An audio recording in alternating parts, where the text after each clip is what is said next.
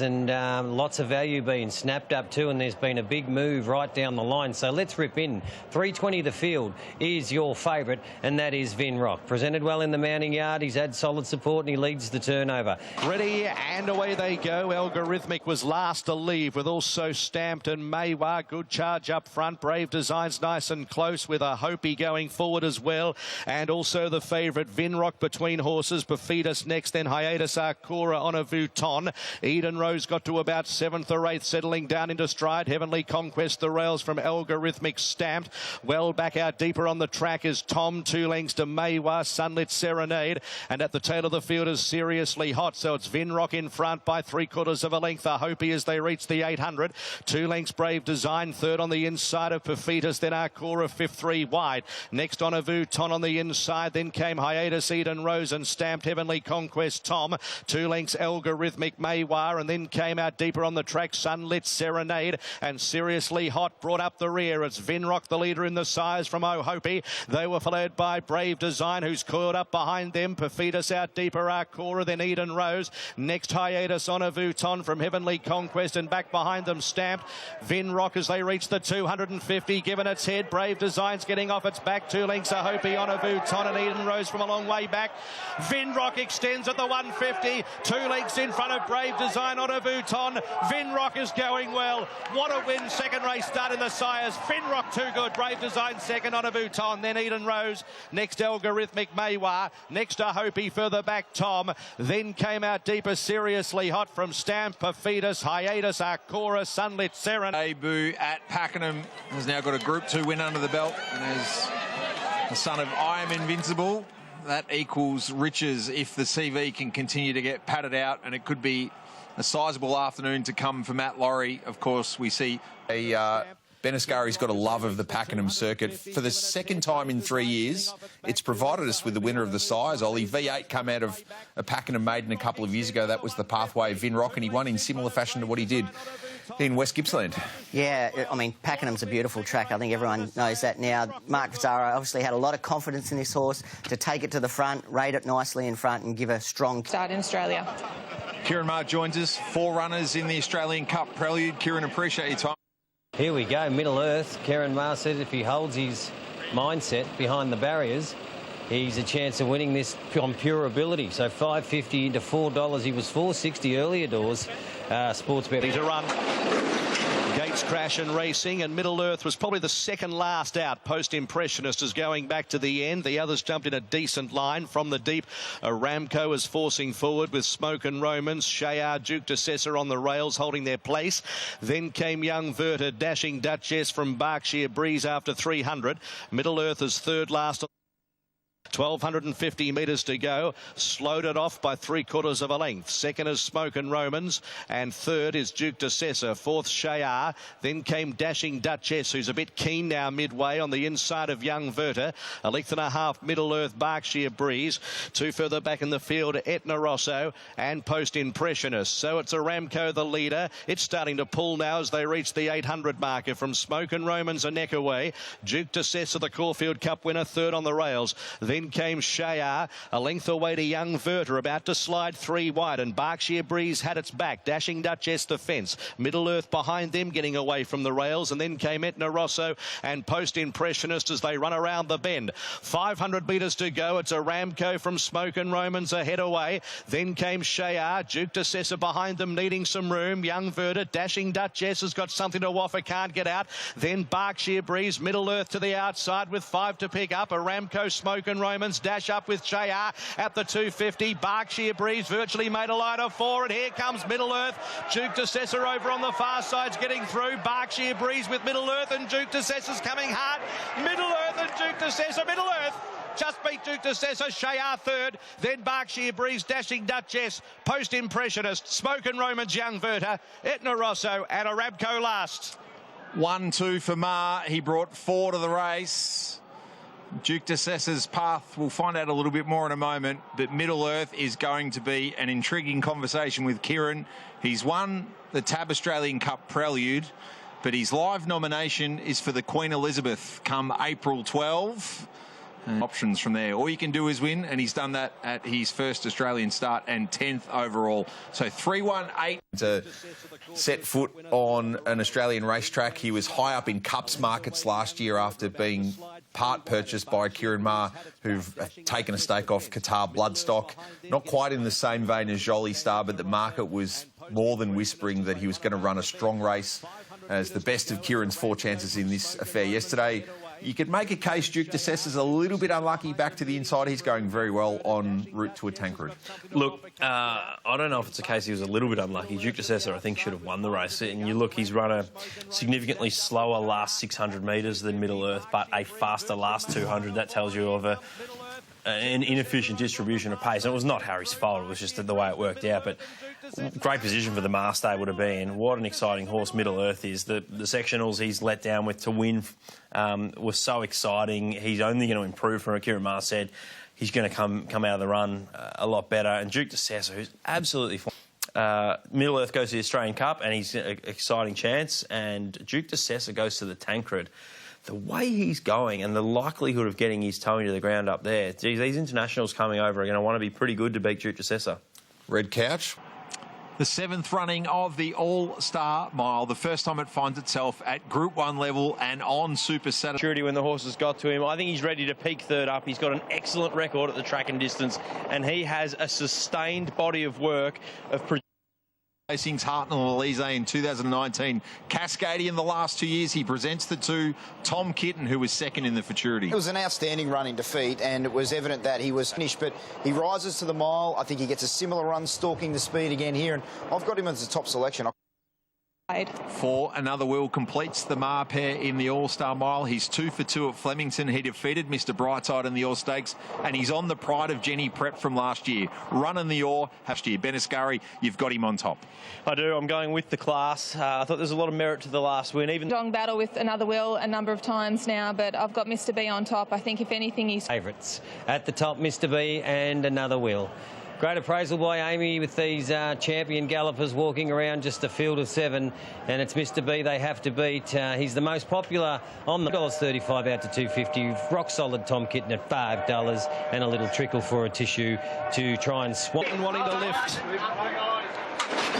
Set and away they go.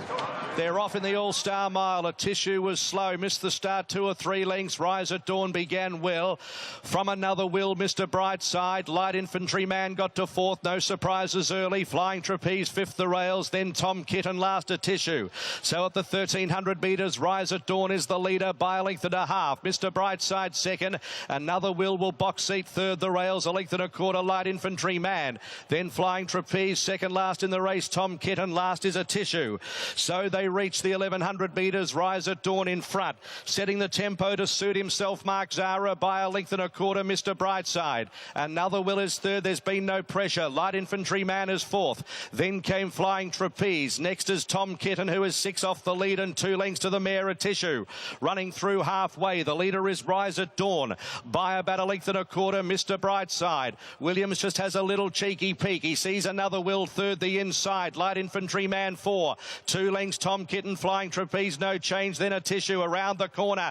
Rise at Dawn the leader in All-Star Mile 7, led by a length. Mr. Brightside yet to push the button. Light Infantryman the outer. Another Will's curled up behind them, and they were followed by Tom Kitten. Rise at Dawn sprints up at the 300 metres. Mr. Brightside moves up. Williams hasn't moved. Light Infantryman. Tom Kitten unleashing.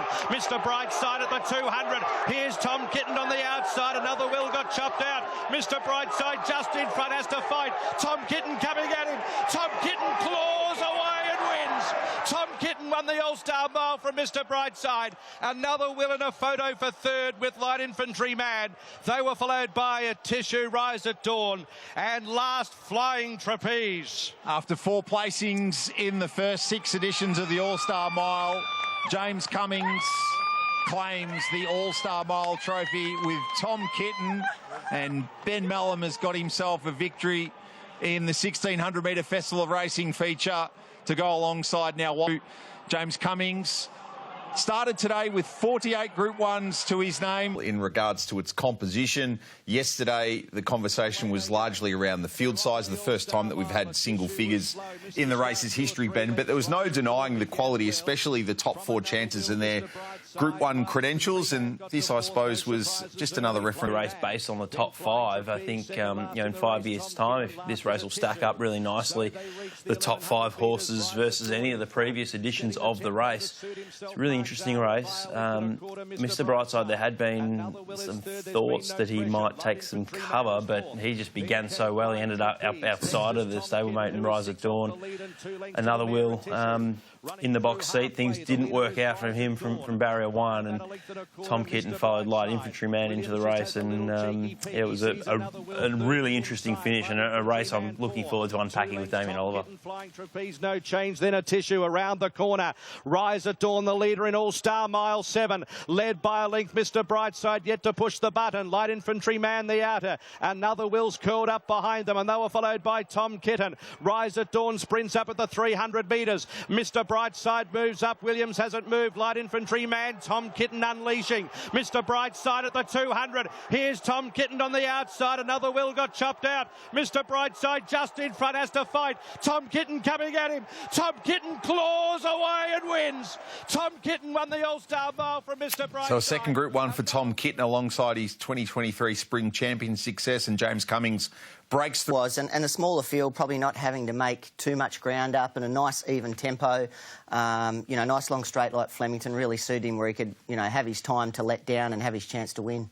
Mr. Brightside running in his 4th All-Star Mile, just denied being the first 2-time winner of the race. And you're inside, you could see Willow was very keen to just hold up as long as he could to make sure that another Will wasn't going to get out, but it left him a bit of a sitting shot for Tom Kitten to have the last crack at him, and you could see another Will in behind there looking for runs, couldn't get out, eventually clipped heels, and Jamie Carr was probably lucky not to come down. People said that was possibly a run on the inside, but if she locked herself to that inside run, it's only giving her one option, so I can understand why she came out looking for runs. If that run didn't eventuate on the inside, then, she's got no other option. But another Will, certainly unlucky, and I think he would have been definitely fighting out the finish if he'd got clear running. Jamie Mellum's view after the All-Star Mile run of another Will. Jamie Mellum, another Will. He ran really, really well. In my opinion, wins it if he doesn't draw barrier 1. What's your view on that, Ollie? I think it's a fair comment. You're heading to an Australian Cup with Tom Kitten, which, Quinny, you would have loved this. The great host of our show, post the Futurity Stakes, said, why is Tom Kitten $26 in the Australian Cup? So, how much do you have on, Nige? Not enough. What price now? He's there $7 or $8. Get to that in a moment. This is Mr. Brightside, so 9 Group 1s, but have a look at this across his career so far. Now, admittedly, some of these Group 1 seconds were performances where he's been beaten a margin by the likes of Alligator Blood and Pride of Jenny in last year's All-Star Mile prior to it having Group 1 status. But he's been a fighter, Ollie, and we spoke about the Kitten, Light Infantryman and a Tissue, who we haven't really touched on, all likely to head to an Australian Cup. And they're likely going to bump into Middle Earth, who was impressive and has rocketed up the market yesterday. Via Sistina, we're not likely to see there, so she's not really a factor in this market. No, and Middle Earth was $21 to win the Australian Cup when we had our wheat picks yesterday morning. Now a $4.40 favourite, I say, because Via Sistina is unlikely going to go there. Tom Kitten, as today morning, now a $4.40 favourite, I say, because Via Sistina is unlikely going to go there. Tom Kitten, as was well documented, was a $26 chance before that previous run. You're not telling me if you went straight out or each way. Juicy stuff that you like, punters. Yep. Autumn Angel went on to win an ATC Oaks. That may well be the pathway for the one treasure at the moment. The Oaks winner here in the spring. What a return it was in the Armanasco. Yeah, she was a class above her opposition first up. She'll be fitter for that. We bottomed out at $1.50, $1.55, bets of 5,000, 10,000, 20 and 50,000 at the short quote in the red. It's all about race 8, number 1 treasure of the moment. Silicap holding at the $7. Not 5th time, set for the Cooney. Captured. They settle. And there racing, and Captured by Love jumped away pretty well with Two Darn Lizzie over on the inside. Also London's Image showing speed. Treasure the Moment zipping across and looking for a trail behind the 3 leaders. So they complete the first 300 metres of the contest. London's Image is going to roll to the front from Two Darn Lizzie. She nailed it. Captured by Love. Treasure the Moment fifth, one off the fence. 2 lengths Sneaky Sunrise, Princess Montecito at the 1200 end. London's Image is reefing and pulling and led by about 3 lengths. Second is Two Darn Lizzie. 2 lengths She nailed it. A length Captured by Love. Then came Treasure the Moment. The favourite is 7 off the lead at the moment and has a little bit of cover. They're 2.5 Princess Montecito, Sneaky Sunrise, Jenny the Fox, Chiller Cap and Another Prophet. London's Image at the 700 metres, 2 1/4, Two Darn Lizzie. Then came She Nailed It, Captured by Love. Treasure the Moment just starting to inch a bit closer, 4 lengths off the front and moves out 3 and 4 deep from Sneaky Sunrise, Princess Montecito, Chiller Cap a long way back with Jenny the Fox and Another Prophet. London's Image at the 400 metres from Two Darn Lizzie. She Nailed It under pressure. Treasure the Moment moves up on the outside. Lane's about to push the button on the outer. Then Captured by Love and Sneaky Sunrise. Treasure the Moment went to the front, hands and heels at the clock tower. Now shown the stick, 2 lengths in front of Two Darn Lizzie, Sneaky Sunrise, Another Prophet. But Treasure the Moment is coming away. A bonny filly. Treasure the Moment, he's down one at 2 lengths. Two Darn Lizzie, then Sneaky Sunrise, Another Prophet. A gap, Chiller Cap, She Nailed It, Jenny the Fox, Captured by Love. Well back, Princess Montecito, and last was London's Image. She is a joy to watch. It's the last time we're going to see her on Victorian soil, you'd imagine, for a little while, because the Vinery and maybe an ATC Oaks awaits. But Treasure the Moment gives Matt Laurie his 25th stakes victory of his training career. She's amongst the Group 1 winners, of course, with her deeds in the Oaks last year.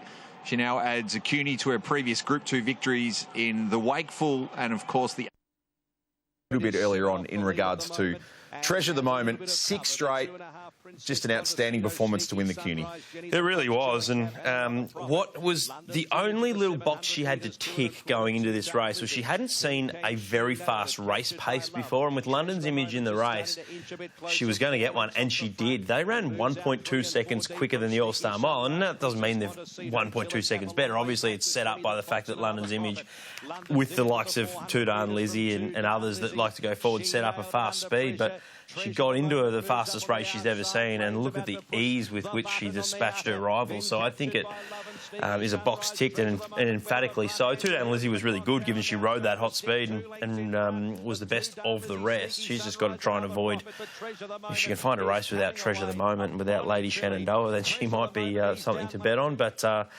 yeah, look, I think it raises a good question who the best 3-year-old filly in the country is, Ollie. Is it Lady Shenandoah? Is it Treasure the Moment? Or I don't even know if Chris Waller thinks that Lady Shenandoah is his A seed. He's got one in the, as well, that in Autumn Glow that might be just as good. But it's a great barroom debate anyway. It's going to be a great contest in the Vinery if they do meet there. I've always found... We go the 152nd Yulong Stud Newmarket Handicap, 1,200 metres, the Group 1 worth $1.5 million last year. Cylinder Yulong Stud Newmarket Handicap. Yeah, it looks like I'm not alone here in thinking that Jolie Star might be able to put her best foot forward and be suited down the straight track. She looks stunning in the mounting yard as well. We'd expect we've had beautiful weather, so all the coats are good, and it's a quality field and really even. Jolie Star. Sharp money's coming in thick and fast here into $3.90 now. She's here to play. That's what we wanted to see. She's arguably unlucky to win an Everest, and if you ever go through her form and she's at her best, she's the one to beat, and the market's with her. $3.90. Next best, $9.50. Growing Empire sweating up. And Sets. Stickle racing. Jolie Star from the middle got a clean get-go. Beginning well was Growing Empire, Mahaba and Ostraka, and Sharippa isn't far away from Ray Magnerio, Espionage, Arkansas Kid.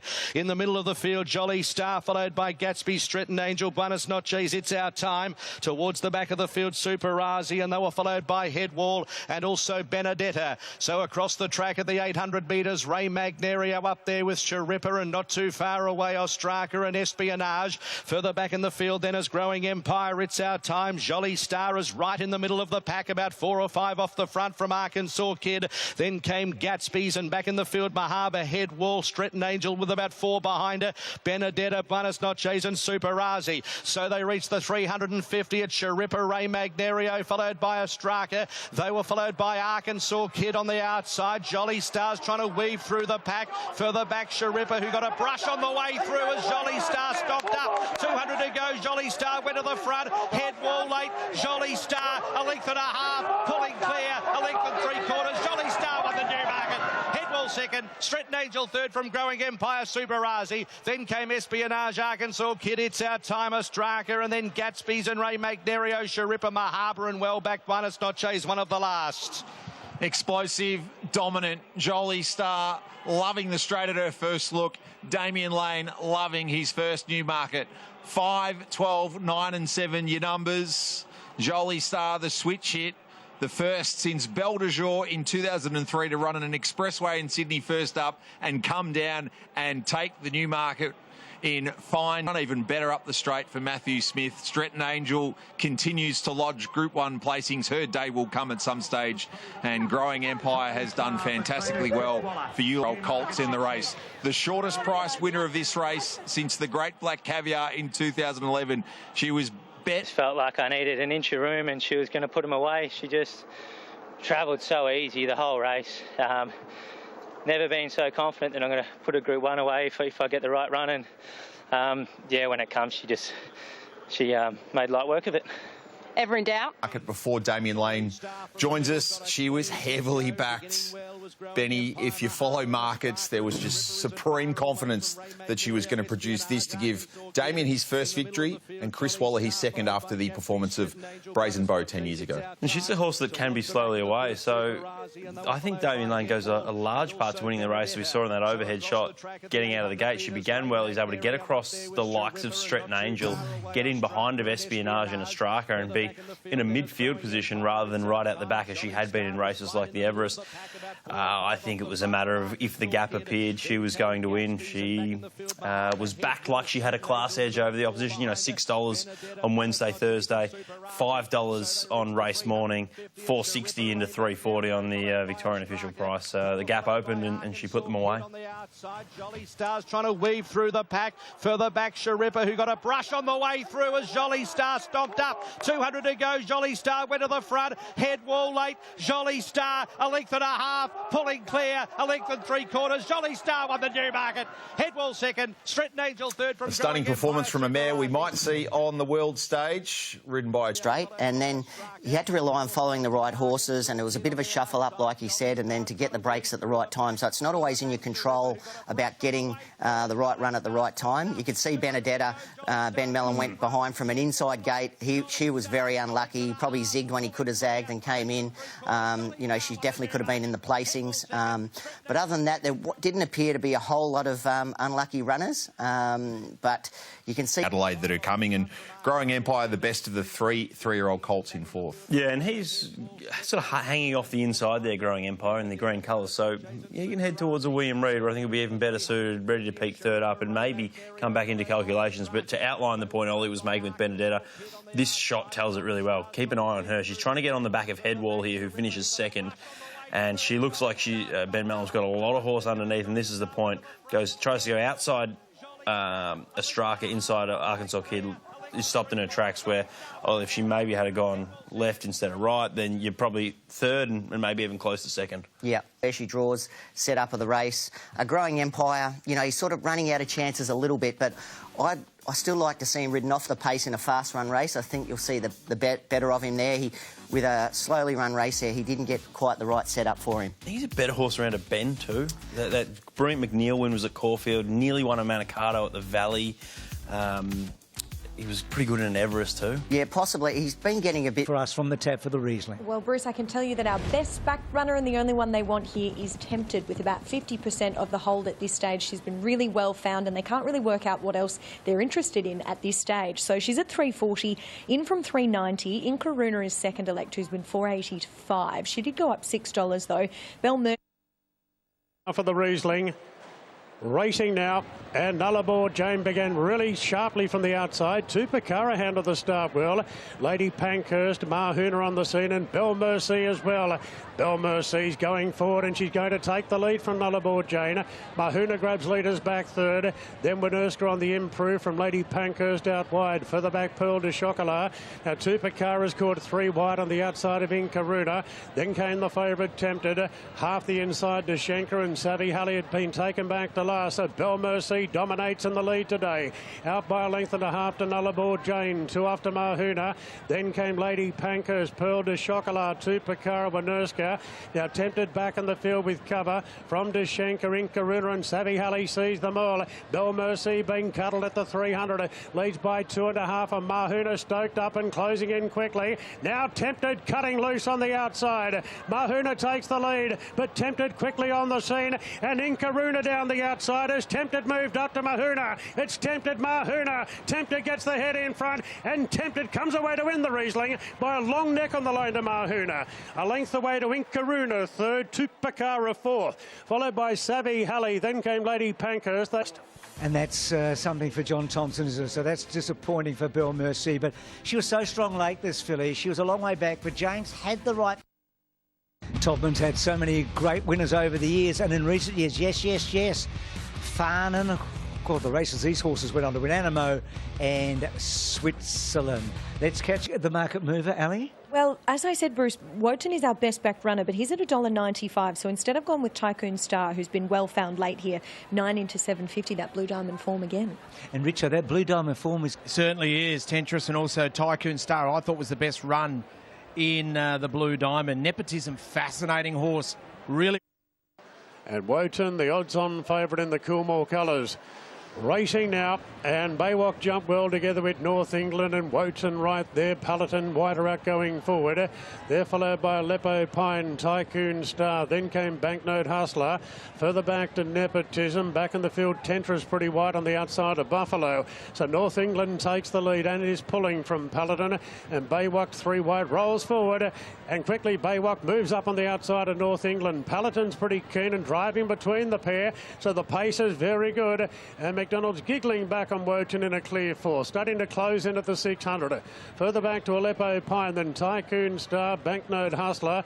Further back to Nepotism, Buffalo, and Tentris last of all. North England weather the mid-race storm. North England in front from Paladin, Baywalk the outside, and now Wotan. We'll see what he's made of. Wotan now strides up on the outside of the 300 metres, and Tycoon Star down the outside. Wotan's not quickening. Tycoon Star breathing down his neck. North England's fighting back. It's Wotan in the middle of the track, just in front. Flashing home, Tentris on the outside. Tentris from last got up to win the Todman. Tentris beat Wotan, and Nepotism third. Not sure about fourth. Aleppo Pine, North England, Tycoon Star, Buffalo late on the scene, then Banknote. Oh, that Blue Diamond form's getting stronger by the moment, and I guess the Hawks are thinking Devil Knight. Gee, that's starting to look a little better by the day as well. That was just a fantastic win. Absolutely outstanding. That was super. Oh, there's a lot to come out of this. There is a lot to come out of this, but also it'd be good to analyse how that race was. And the Todman, we start with the fillies, and there's a lot to like about what Tempted's doing. She was unlucky in the Blue Diamond. 108.49 yesterday. This is the fastest edition of this race since Tenley for Godolphin won this race in 2019 in 108.34. She then struck a heavy track in a golden slipper. 7 have done this double. Esther Jarb, the most recent in 2018. She looked a key player in the slipper. Things didn't go to plan in that race. They did yesterday. The Diamond, you mean? Yes. Yeah. Look, the Diamond form's looking really strong, witnessed by that win there yesterday, and also the Colts win as well. So that's certainly one to keep an eye out. I think even Jason Warren's horse that ran about 5th in the Diamond ran really well Eden yesterday Rose too. Good. Yeah. So there's Tentris back right of screen in the Godolphin Blue. This colt, of course, with Anthony and Sam Freedman. And he has slashed the line yesterday. A slightly inferior time to that of the fillies, 109.06, but nonetheless ultra impressive. So he's gone The dead heat in the Talon Dirt, there was the discussion about whether he would back up into the diamond. He did and ran sensationally to almost nab Devil Knight. They've taken him to Sydney and he has rocketed up the charts of the Golden Slipper, Nicholas. Yes, and the Golden Slipper, the favourite's gone from $3.50 out to $6, and someone made a very good point. It should probably be longer than $6, but there's a lot of liability on this horse. Tentris was $34 before. Tentris was $34 before that win yesterday. Now a $7 chance and tempted 15 into 7. Once again, and I feel like we've said this every week after watching two-year-old racing, more questions raised than answered. Into 260 now. Yeah, it's going to be a great race. I like I Am Me too, especially. I think if she can jump and see what happens, I think from the barrier it will suit her because it gives James McDonald a little bit of options because there is a little bit of speed. I Am Me, the favourite for this year's Challenge Stakes. And they're racing. Well, it's a pretty even line out of the gate. Way to the Stars showing great zip in the centre of the field and will lead. Give me the Beat Boys there. Uncommon James is coming across from the outside draw. Then came Marzu. I Am Me fifth on the rails, improving. Two further back to Dragonstone. Then Kamachi, Jeddabil and Dragonstone in the middle of the ruck. Oh, Shelby 66, 6 lengths last. On the turn, Way to the Stars from the Queenslander. Uncommon James has got the spot outside. Marzu 3 wide. I Am Me creeping up the rails. Then Give Me the Beat Boys. Dragonstone the outside. Then came Jeddabil, Kamachi and Kalos. 300 to go. Way to the Stars. Uncommon James lays it down now. James puts the head in front. I Am Me trying to come off the fence. Jeddabil is slicing through. Kamachi with a good run late. Here's Jeddabil going after Uncommon James, and Jeddabil lets down. Wins the Challenge Stakes. Kamachi's got up to run second. I Am Me third. Uncommon James peaked at the end, followed by Marzu, a gap to Dragonstone, Way to the Stars, Give Me the Beat Boys and Kalos. And, yeah, well, that'll be it now. Poor Shelby, 66, has been unable to complete the course. And he gives his horse every opportunity. Oh, it gets tight, but he keeps pushing. Yeah, fantastic ride, wasn't it, from Tyler Schiller? And also, I mean, the eye catches Kamachi. Said it's got such a history, this Randwick Guineas today, and a bit may be made shortly. And a lot's been made about broadsiding and comparisons with Animo. One thing's that here's the trophy. So as Katie said, started off as a Canterbury Guineas at a different distance. It settled in from 2006 as this really classic race over the 1,600 metres. Traffic here for Big B broadsiding, our favourite. You can see there he's top ranked. He's got that top ranked badge next to his name. Swift Falcon is our second elect, albeit has been easy, 460 out to 480. Aliana's the only other one that they're backing outside of broadsiding. Has about 9% of the hold at the moment, 650 into 550. Linebacker has been 850 to 950. And then it's into... It promises to be a cracker. They're set, racing. Death of Character was last out. Broadsiding jumped well, so did Linebacker pushing on. Tembry Wells the outside, but Zach Lloyd has Linebacker in front of Tembry Wells. The roughie is going to take him on, and McDonald's got Broadsiding up into a clear third. Aliana's a length behind. Swift Falcon a length and a half further back. So early doors, Swift Falcon's about 3 off Broadsiding. The last 3 Firm Agreement. Death of Characters pulling hard. And last of all is our Benefactor. So Tembry Wells, the roughie, scoots away with a 2.5 length lead. Linebacker put on the bridle in second. 3 further back to Broadsiding.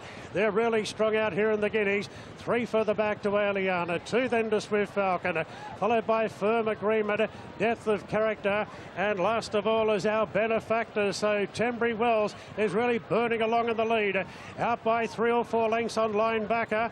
Then Broadsiding, Aliana and Swift Falcon. So Swift Falcon's about 8 off the lead.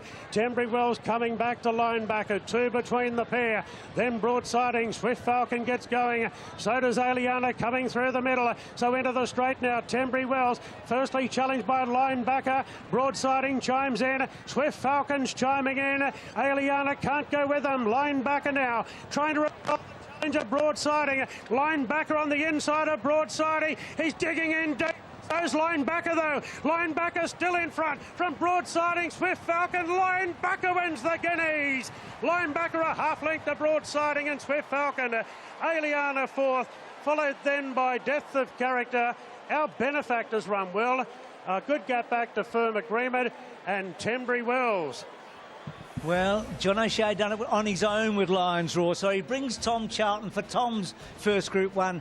Zach gets a third Group 1. There are no excuses. It was set up for the best horse to win the race, and today the best horse happened to be Linebacker. Yeah, it was a great ride from Gooding Long, but I think it suited Linebacker because he's such a fierce going horse, so he had a nice bunny to chase coming into the corner, and he's such a big... Zach Lloyd was a man with a plan. He spoke about wanting to make it uncomfortable for Key Chances, Broadsiding and Swift Falcon. That was aided by the tempo set by leader Tenbury Wells, and Zach Lloyd able to work through to his third Group 1 and provide Tom Charlton in concert with John O'Shea a first Group 1 as a training partnership. John O'Shea winning the race with Lions Roar back in 2021. And the winner, Linebacker Ben, is likely to go down the path of Celestial Legend last year and head to a Doncaster with 49 kilos. Yeah, so he should, and this is a terrific performance. He was there to be beaten. He dragged the field up to the leader. I love the fact that it was a proper race, run at a good tempo, and he was too good, Linebacker. So all honours. I don't know what everyone else thought. I thought Broadsiding had absolutely every opportunity, given a great ride. Another great run from Swift Falcon, who got some decisions to make. Rosehill Guineas, Doncaster. I have heard of Doncaster being mentioned for him. You'd think he's going to be right down on the minimum too, and he's flying. So good race. The winner finally delivering Ollie on that potential he's always shown. Yes, three very good three-year-olds. Linebacker is one I've always struggled to see the boom that he had on him earlier, but obviously being a colt, he had his mind on other things, and that seems to be in the making of him. He finally gelded. It was a truly run race, like you said, and Broadsiding seemed to have every chance. I really like the way Swift Falcon hit the line there. He was the one that probably had to make the longest sustained run, but three nice colts there going forward.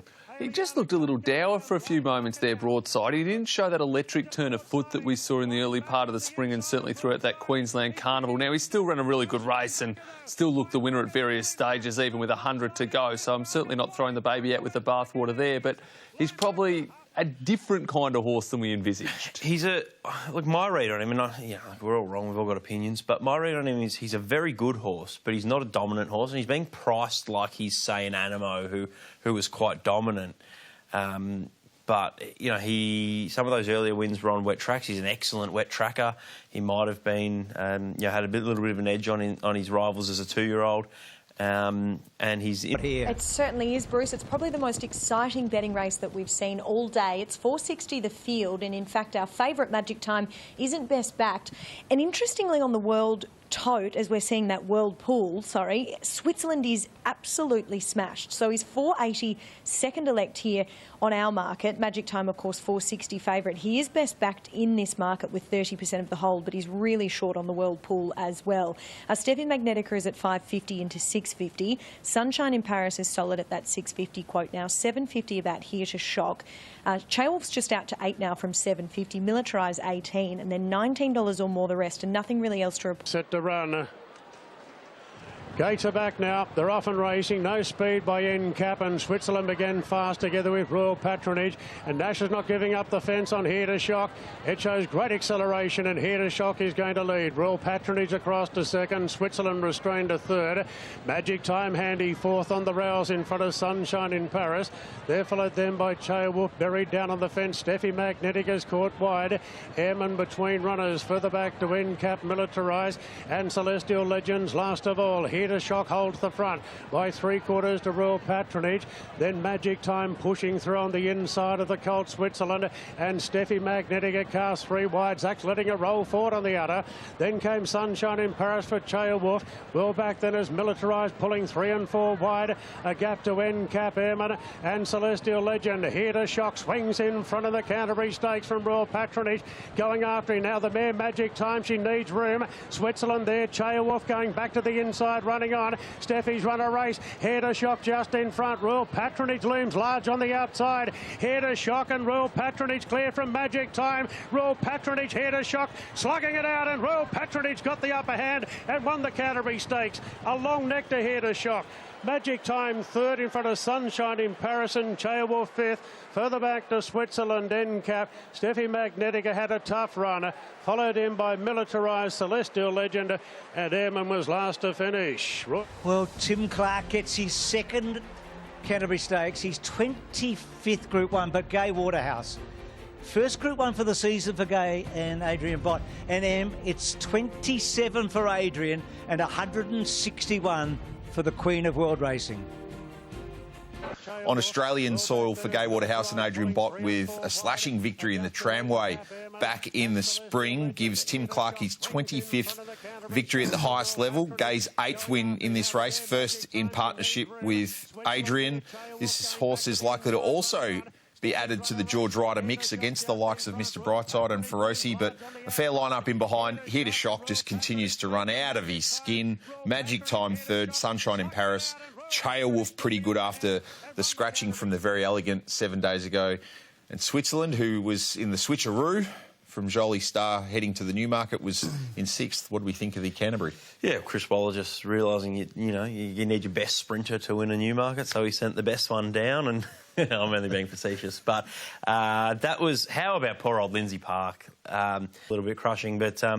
Ollie, this horse, Royal Patronage, so good winning first up last prep in very fast time, and then as he progressed in distance and probably things deteriorate a little bit, is he maybe just a fresh 1400 miler? Is that where we're going to see the best of him? Looks that way. Like you said, he won really well first up last prep, done it again this time. Wonder whether they might want to keep him a bit fresh for his next assignment. I thought Magic Time was just a little stiff. Geordie had to switch course there. She seemed to lose a little bit of momentum when she did, but still ran really well. I thought Sunshine in Paris was a great run as well. But nothing seemed to make too much ground from the back there. I thought it was a little bit of a tempo-related race and dominated by the horses on speed. Chaya Wolf was good, wasn't he? That was a 1,300-metre performance. He's going to be much better when he gets up in more distance. And I think the saddle might have slipped on Steffi Magnetica, was it, during the race? So we have to be forgiving of her. What did you make of Switzerland? Oh, he was playing. He was very playing. I thought he was given a brilliant ride and given absolutely every opportunity. So, jury's well and truly out. So, we know... For a track report. A race they never seen before here in New Zealand. It's $9 million Champions Day, where history meets innovation. We've got the $3.5 million Kiwi for the Kiwi-bred 3-year-olds. I can't wait to see some of those Aussie. The conditions are absolutely beautiful here. It's quite warm. Group 1 features the Hong Kong Jockey Club World Pool New Zealand Thoroughbred Breeder Stakes. Up comes Imprevu. It on, gates open, with the exception of Jaffe. It was a wonderful start. First away, 4 for Cindy's charging forward. Going with it also is Merchant Queen. Move the inside. Provence goes forward as well. 2 lengths away, favourite Legato. She'll settle midfield on the inside of Imprevu. A length away next, Kelly Querello, followed by Legato. She's back 6th over on the rail. Alongside of her, Provence, followed by Kelly Co, then Campionessa, Imprevu. Well back, Jaffe. Belclair shooting for her 3rd consecutive win in the race. She's a long way off them. And last of all is Conasana, 10 lengths off the leaders. Up towards a home turn in the New Zealand Thoroughbred Breeder Stakes, 500 to go. Moving Melody, the leader, from 4 for Cindy, the outside. 2 lengths away and behind them, Town Crier for Merchant Queen. He's got off the rail on Legato, has Ryan Elliott. She's starting to stride out after this leader, who's got a kick. Moving Melody. Legato's 2 lengths away, but closing. And behind them, Campionessa's running on. Out wide, Provence. Legato, she's all out at the 100. She's in front, though. Coming after her now, we've got Jaffe storming home. Provence ranged up, and the favourites in serious strife here. Jaffe, Provence on the outside. They hit it. Oh, there's nothing in it. Nothing in it between either Provence or Jaffe. Legato right there also were... See, the 6 looks prominent on the inside, with the 11 charging up on towards the inside. We'll have to wait for the numbers. It looked as though the outside horse was prominent, and it'll just get the head down. We're only 19 minutes away from the next event here, race number 3. They are loading away for the Group 1 Bone Crusher in New Zealand at Ellerslie, race number 6. Another of our Group 1 features the Bone Crusher New Zealand Stakes. The favourite is El Vencedor. We're set. We're set. Let's bring it on. Orchestral walked out. She missed it by 2. Conversely, El Vencedor began nicely as anticipated, and he's going to stride to the lead at his leisure here. Second is La Creek for Meaningful Star, and then came Cully Alpha. Enormous task here as they go towards 1,000 metres. She is 8 lengths off the leader now, who is La Creek. So someone's made a move finally. Michael McNabb on La Creek went to the front because El Vencedor was dead set jogging in front. So it's La Creek in a topsy-turvy race now. Leads by 2. El Vencedor second, 2.5 away, Meaningful Star. Then came Cully Alpha Rasher, followed by Wolfgang. Further back then to Fungai Hu, and then Midnight Blue and Orchestral, giving them 7 lengths head start as they come to the 650 in the Bone Crusher New Zealand Stakes. And it's La Creek the leader, leads a half length. Evie is breathing down her neck on the outside. El Vencedor 2 lengths away. Cully Alpha Rasher travels up into the race, and then followed by Meaningful Star. Orchestral to the outside, 300 metres to come, and now taking over El Vencedor from on the inside. La Creek 2 lengths away. Cully Alpha Rasher, Meaningful Star, Orchestral. It's El Vencedor. La Creek is lifting off the deck, and behind them next is battling away is Cully Alpha Rasher. El Vencedor and La Creek in a head bobber. El Vencedor just got there. EV wins the Bone Crusher New Zealand Stakes from La Creek. Third over. There's photos here between either Cully Alpha Rasher or Fungai Hu, then Orchestral, and behind them next was Midnight Blue. Then came Wolfgang and Meaningful Star. The favourite El Vencedor continues his win streak in New Zealand, taking out the Group 1 by the barest of margins over La Creek, and it looks as though they've streeted the 168, the numbers across the line. But El Vencedor has been a revelation this preparation, taking out the Bone Crusher New Zealand Stakes, 2,000 metres. Yeah, it was a good battle up the straight, but he proves too strong, getting the head down right on the line. 1, 6, 8 and 2, the numbers. Locked and loaded, gates open in the Barfoot and Thompson Auckland Cup. Interpretation hopped away well from the inside. Sword and Stone is right there. Going forward also Blue. They pack up a little. A dozen lengths over the field as they climb the rise towards 1,000 metres. A new leader once again. Mick D sent Sailor Jack to the top. Leads a half length on Myla. 2.5 away, Lost Cause and Aftermath. Then final return, RB Nest Egg. Over on the inside, Khan Hunter, Sword and Stone. The race changing complexion as they come to the 800 metres. And behind those, Son of Sun on the improve with Let Fly, Blue Sky at Night. Interpretation away from the rail for the first time in the race. Then came Trav. Further back in the field is About Time. Tajanis the favourite. So well back in the field here. Spots them 8 lengths as they come to the corner. They pack up. Back near the tail also was Trust in You and I'm a Dirty Rascal. Homeward bound in the Barfoot and Thompson Auckland Cup. And it's now the leader on the inside. RB's made the lead. From on the outside, Nest Egg. And they're clear by 4. Where are the challengers? Running on, Blue Sky at Night with Son of Sun battling away. I'm a Dirty Rascal. RB's in front in the cup, led by 2 from Nest Egg. Running on, here's Trav storming home down the outside, and Tajanis is coming right through the centre. Trav, Tajanis, RB in Interpretation. Trav has got there for Masahashi Sumi from Tajanis, Interpretation and RB, who gave a wonderful sight. And behind those next as they went across the line would have been $500,000 at stake. We're set to go. New Zealand. Let's make some history. Gates open to an absolutely perfect dispatch. First away, Perfumist is going to be the early leader. There's Public Attention from the wide gate. Evaporate. So the 3 Aussies are all on speed here. They'd be followed round next on the outside by going forward is Pivotal 10 as anticipated. Back and behind those first dance. A length and a half away, Checkmate, Seth Hito. Then came a Dalio, followed by Penman as well back with Zermello. Well back also to the tail of the field in the ends to Domain Ace, and Damask Rose dropped to the tail of the field in the NZB Kiwi. 900 metres to go, and it's Perfumist the leader. Leads by a length and a half here from Pivotal 10. The Pride of the South is second. 2.5 away, first dance, Public Attention. Adalio out 3 wide. Then Checkmate. Race favourite, Evaporate between runners. Moving forward on the outside, Penman, followed by Seth Hito as they pack up, coming to the corner. Domain Ace. Zermella's well back as well with Hanky Alpha, followed further back by Sought After. Damask Rose been ridden with one last run at them. Homeward bound in the NZ Big Kiwi, here they come, and the pacemaker, it's Perfumus clear by 2.5. Adalio's ranging up in public attention, through on the inside. Damask Rose is getting the best rails run you've ever seen. Here's Evaporate down the outside, Perfumus running on empty. Damask Rose on the inside, Evaporate out wide, Checkmate through the centre. Damask Rose took the lead. Tiako, do it again with the greatest ride you've ever seen. Damask Rose won it second over.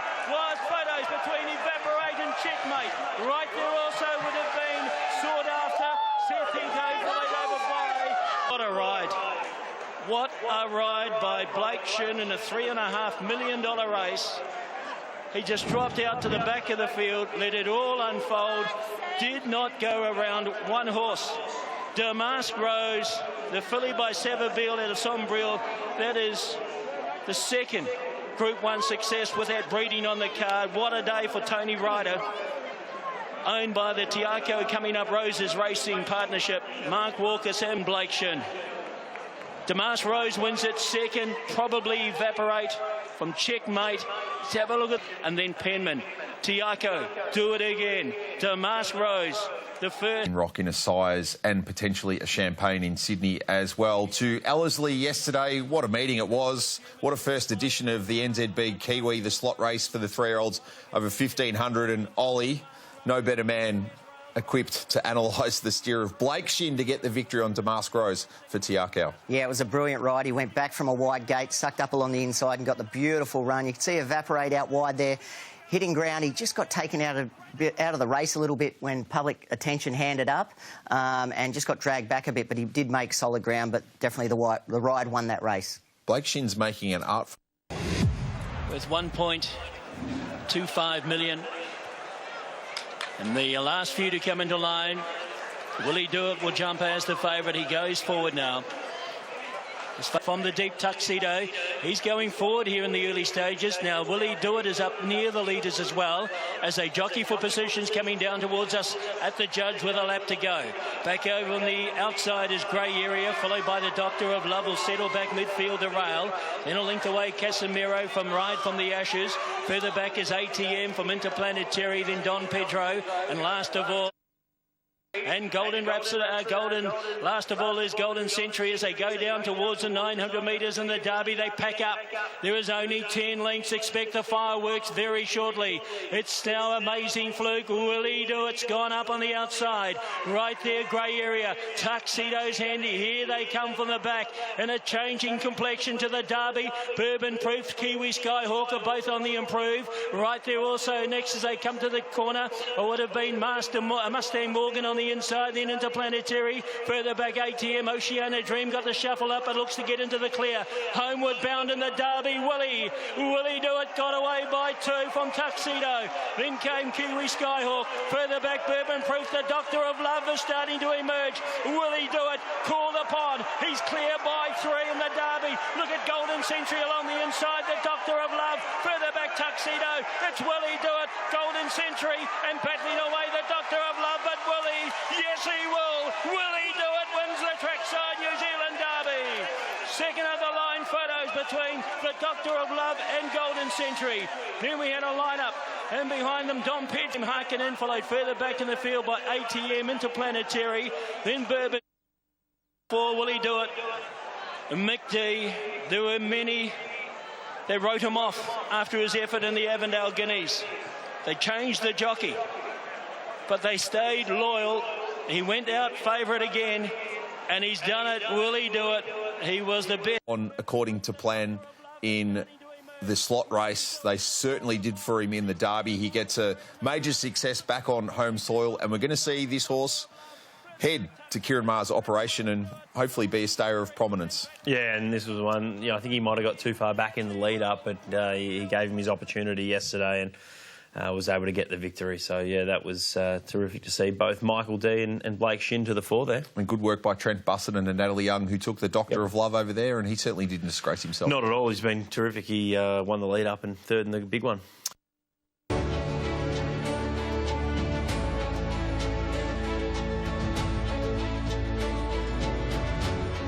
start, although Sentimental Flame was on the back foot and she probably missed it by 2 lengths. Alhambra Lad, Golden State Warrior have also gone back in the early stages along with Highland Blaze. Coming out quickly, Newfound Land has the lead through the initial stages from Promises Kept, and they share it pretty much, racing up towards the home bend on the first occasion. Make Us Proud began nicely, settles third. On the inside of Hustler War and Silent Sorrente outside of Grand Piero. Then came Commander Harry, the grey, as they trot as they come down to the judge with a circuit to run in the Adelaide Cup, and Newfound Land leads the race by a length. Promises Kept running strongly on the bridle in second. Silent Sorrente posted 3 deep, no cover. Make Us Proud settled beautifully fourth the inside. Hustler War's been given every conceivable chance. 3/4 to Grand Piero. Then Commander Harry, who settles on the outside of Rochelle Milnes had no option, but she's rolled forward on the mare, and Silent Sorrente at the halfway point leads the Adelaide Cup field by a length over Newfound Land. Is last of all as they head off the back in the Adelaide Cup, and the leader is Silent Sorrente for the apprentice Rochelle Milnes, out by 2 lengths. Newfound Land, Make Us Proud third. 2 further back is Promises Kept. The pace has been solid throughout. Then 2 away to Grand Piero on the inside of Hustler War.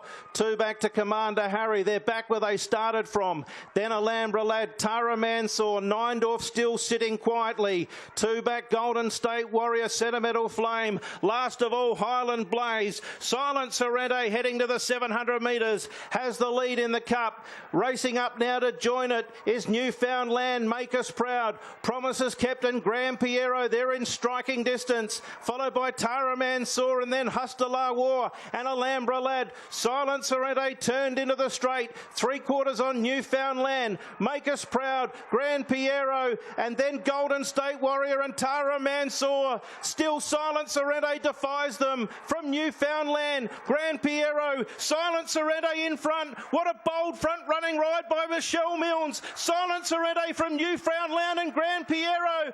Oh yes, Rochelle. Silent Sorrente won the Adelaide Cup, beat Newfound Land, Grand Piero and Golden State Warrior.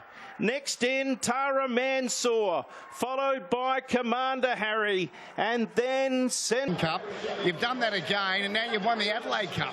Oh, look, I'm a bit at loss of words, to be honest. I'm absolutely run ragged, and for the support, you know, this team has just been incredible to my career. I can't thank them enough.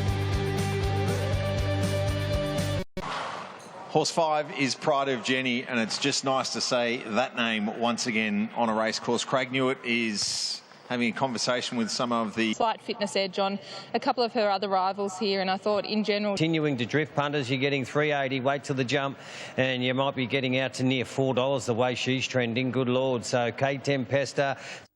barrier trial for her first up attempt, and to me she looks as forward as I've seen her in the past, so she's small field. She might have scared a few off, but I tell you what, Pride of Jenny is a little frightened in the market all the way out to 360 despite that $1.80 opening quote. Zardo's your favourite here in the Sportsbet Peter Young Stakes. What's game? Group 2 race, Peter Young. Lead up to the Australian Cup, but a fascinating race in its own right. They're racing. Bois d'Argent on the inside, jumped away well from Zardozi, and Pride of Jenny just getting into her work early. They were followed by Plenty of Ammo, Care Tempesta and Future History. So they complete 300 metres of the contest. Bois d'Argent in front from Pride of Jenny, who's using plenty of the track at the moment under Froggy.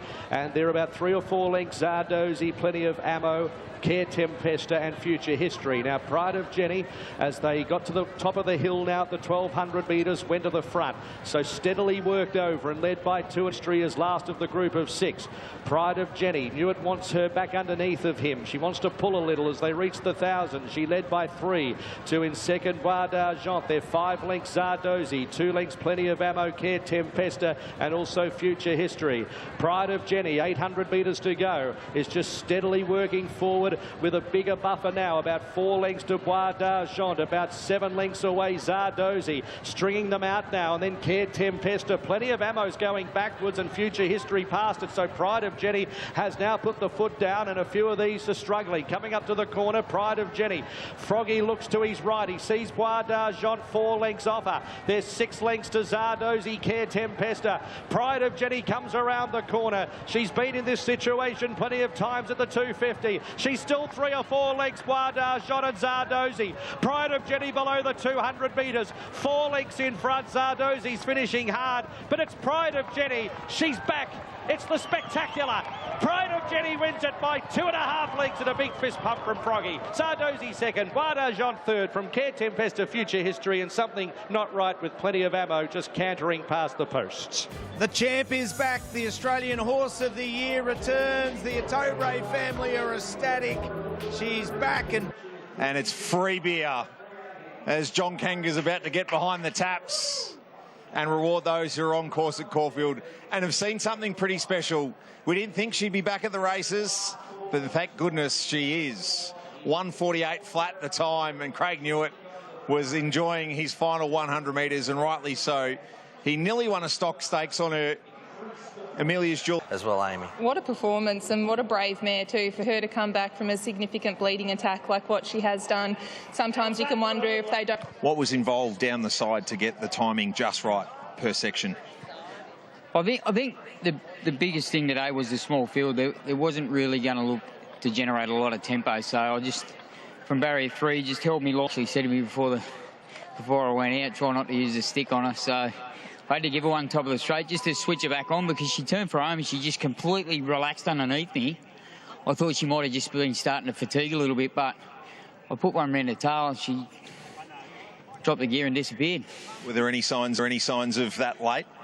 No, she ran through the line solid as anything, so she'll only take great benefit from the run. And horse to gauge going into yesterday's meeting, wasn't she? Because we just didn't know what to expect. Ollie, I thought this was great from Craig Newton. Very interesting. He stayed well across, away from the other runners as well, and decided to go and take it up. And Zardozi was very neutral earlier with Jamie Carvin. I thought this was a fantastic ride, of course, from Craig Newitt. I think he obviously got it. Around the corner. She's been in this situation plenty of times at the 250. She's still 3 or 4 lengths, Bois d'Argent and Zardozi. Pride of Jenny below the 200 metres. 4 lengths in front. Zardozi's finishing hard, but it's Pride of Jenny. She's back.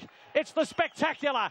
Pride of Jenny wins it by 2.5 lengths and a big fist pump from Froggy. Zardozi Nobody second. better placed to analyse the performance of Pride of the 1400, or sorry, the 1200 and the 400.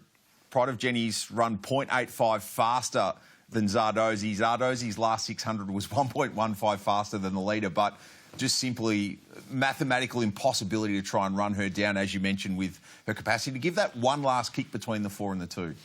Yeah, absolutely. I mean, you look at how Zardozi's finished off in those times that you mentioned. 34.69 her last 600, 35.84 for Jenny, but she's won it down the side there. Zardozi finishing off as well as she did. You have to look back and say, could Jamie Mellom have been a little bit closer? The stewards, Ollie, they did ask, and Jamie said that, that wasn't responding at the 800, but there was some merit in the... A 3-month break between runs. I think horses between the spring and the autumn, they do come up quicker. I mean, Jenny hadn't won in 8 previous first-up attempts, but getting in a low-pressure race where she can control it... her previous first-up runs have been more around 1400, where there's a bit more pressure and the gaps... she can't get that big mid-race lead like she was able to get there yesterday, which really played to her advantage. It's an interesting point, isn't it? She proved she did there yesterday. Started 440 in a Cox Plate, 480 in a Champions Mile, and there was a 4 in front of her late in betting yesterday. Was that something that surprised your team? Well, a little bit, but by the same token, she was 0 from 8 first up from a spell, and she was heavily backed first up last time out and was pretty disappointing. And it was hard to get those runs that she put in at the back of the preparation, which led to her being retired out of your mind. So as Hutchie said, she was very, very hard to evaluate, but it's... Generally. I think it was 2 preps back, she put up a very good number. But generally, she is a horse that will improve it. But Kieran Mars said post-race he's never had it going any better. We had to take notice, didn't we? And many didn't. So she was easy. I mean, there's no way that she was priced on her best form, obviously, yesterday. She couldn't have got out $4. She would have been a lot shorter than that. So I just felt... Have a great team of 2-year-olds as we head to Ali Mosley for a market update for the Pago. Well, and we did, but there's been a really good go here for Skyhook with about 40% of the hold at this stage. So at 310 now, in from 350. United States on the second line has been 550 to 6. There's been a good amount of support for State Visit, who I know Kieran Maher has given a good push for, is at that 50. Valedictorian 14 into 12s, and then $16 or more the rest. And they're off now, racing. Valedictorian bounced out of the gates well. Enters the initial leader. Skyhook away well, and he's actually challenging for the lead. Kilman right there in the third, followed by Famoy. Now, wide out is a good hot spur who's caught a little bit deep. Comedy goes along the rails. Extractor back in the field from Dusty Bay, State Visit. And United States has been taken right back and is slicing through one off the fence. So Skyhook taking bad luck out of the equation here. Kieran McAvoy and the favourite lead, Skyhook. By a length and a half to Valedictorian. Kilman well positioned. Then Famoy, 1 out, 1 back. Good hot spur, 3 wide. Then came Comedy on the inside of Barbarossa. Extractor, Dusty Bay, United States, and State Visitors last as they straighten up. And Skyhook in control at the 400 by a length and a half, Valedictorian. Then Kilman on the rails. Good hot spur for Moy working into the clear but plodding. Wider out Extractor. State Visits coming right down the outside. United States has gone back to the inside, but Skyhook opens up the shoulders now inside the 150. Oh, no bad luck today. Off to the slipper now for Skyhook. That's been a big win. The Ruffy, good hot spurs run second. Photo third. State Visit very wide out, and United States on the rails. Comedy between them. Kilman couldn't pick up. Then Dusty Bay, Extractor for Moy, and Valedictorian along with Barbarossa with the last few. He's had a very busy morning, but he's a quality colt. His name is Skyhook. So this morning, when he went for a walk, he took fright, he slipped, he had a knee abrasion. He was examined by the vet at 10:30 this morning.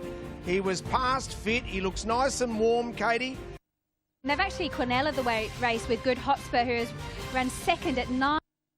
In the betting, but it's not deterring the punters with 40% of the hold. She's our 320 favourite, out from 280. She was 360 when markets opened, and that got snapped up pretty quickly. Artistic Venture on the second line, who's drawn sticky, has been 420 to 440. You can see she's got that top ranked sign next to her though. Memo has been 850 into 8. Then we have Karinska at 10. Ready now.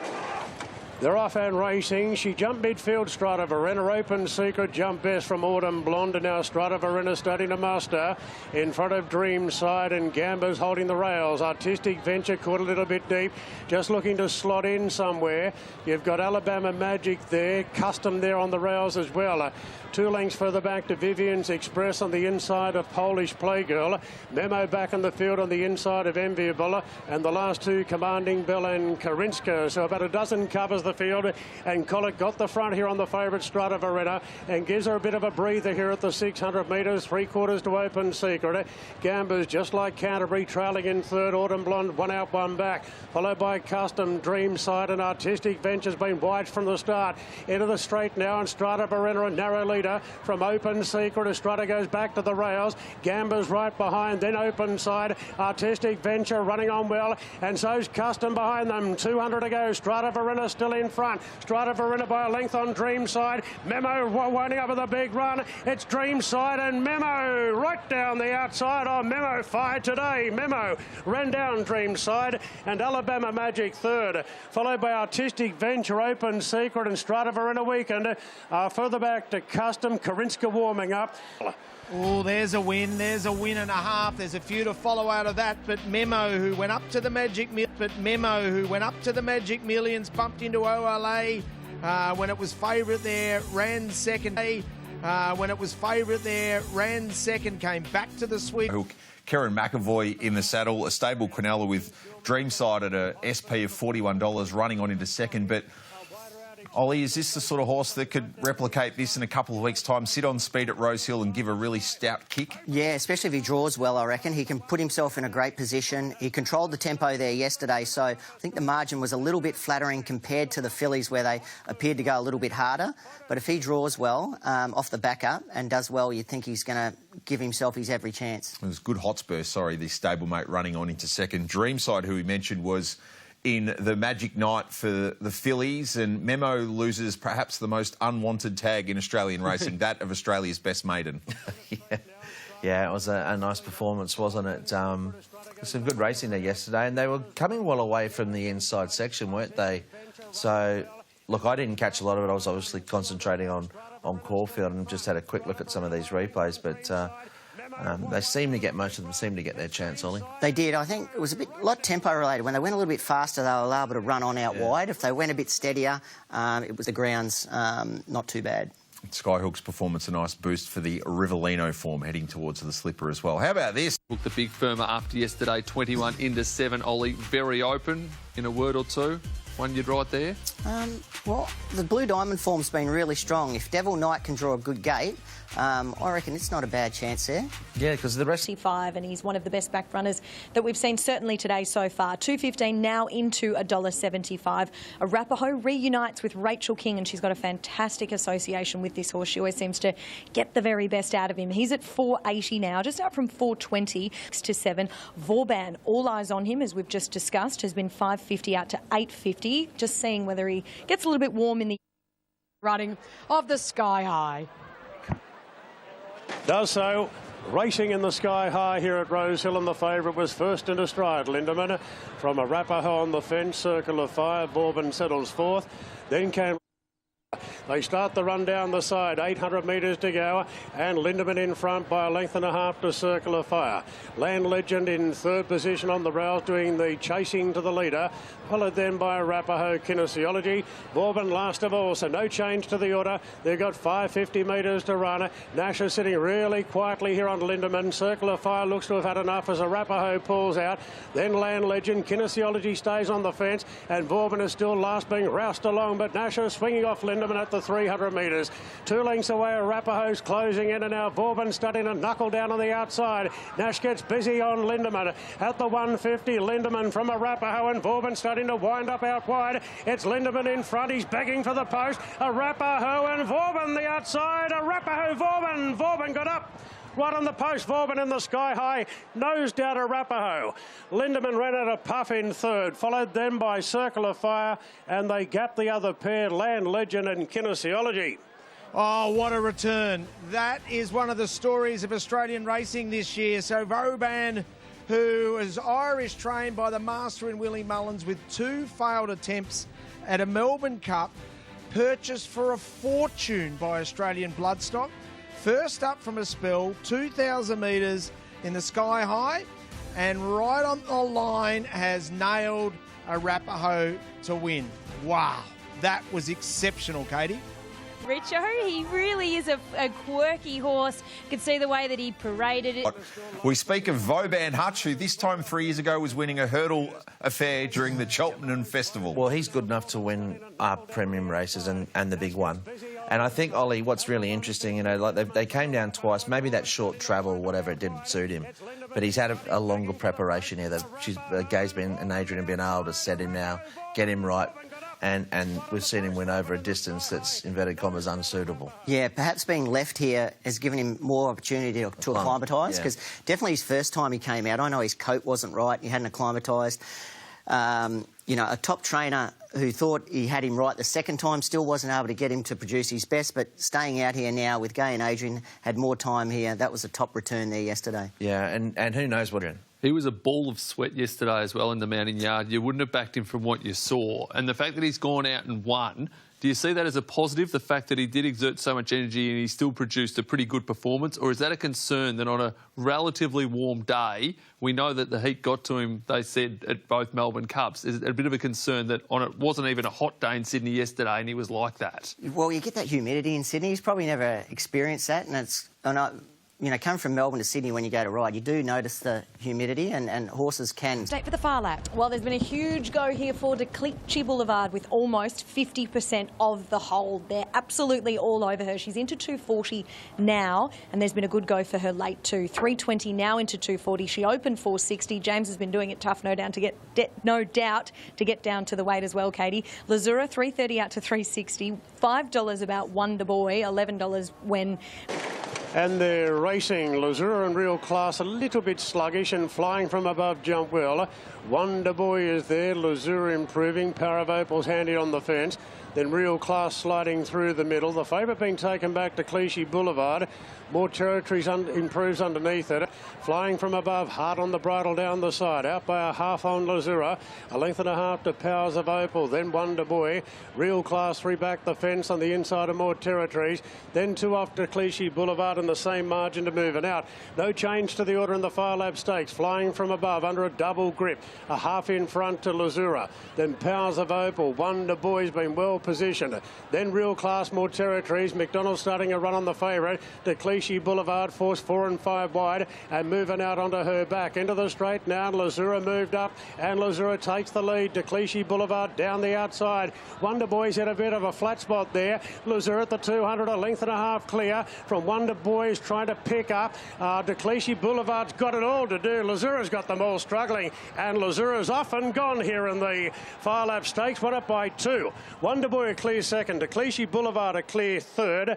And as far as force concerned, moving out, attacked the line right up the straight and finished last.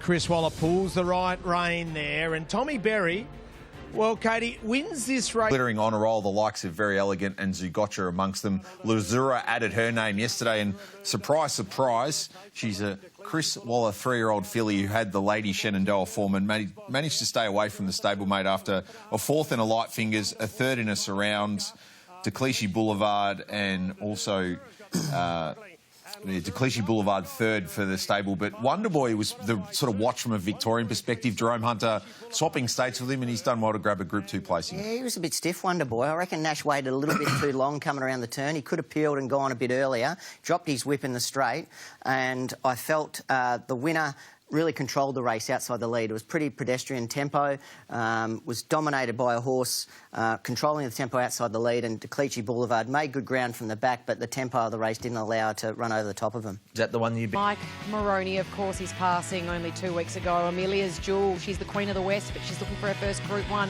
for Annabelle and Rob. Lady Shenandoah, she is the next big thing on the scene, looking for her 3rd career Group 1.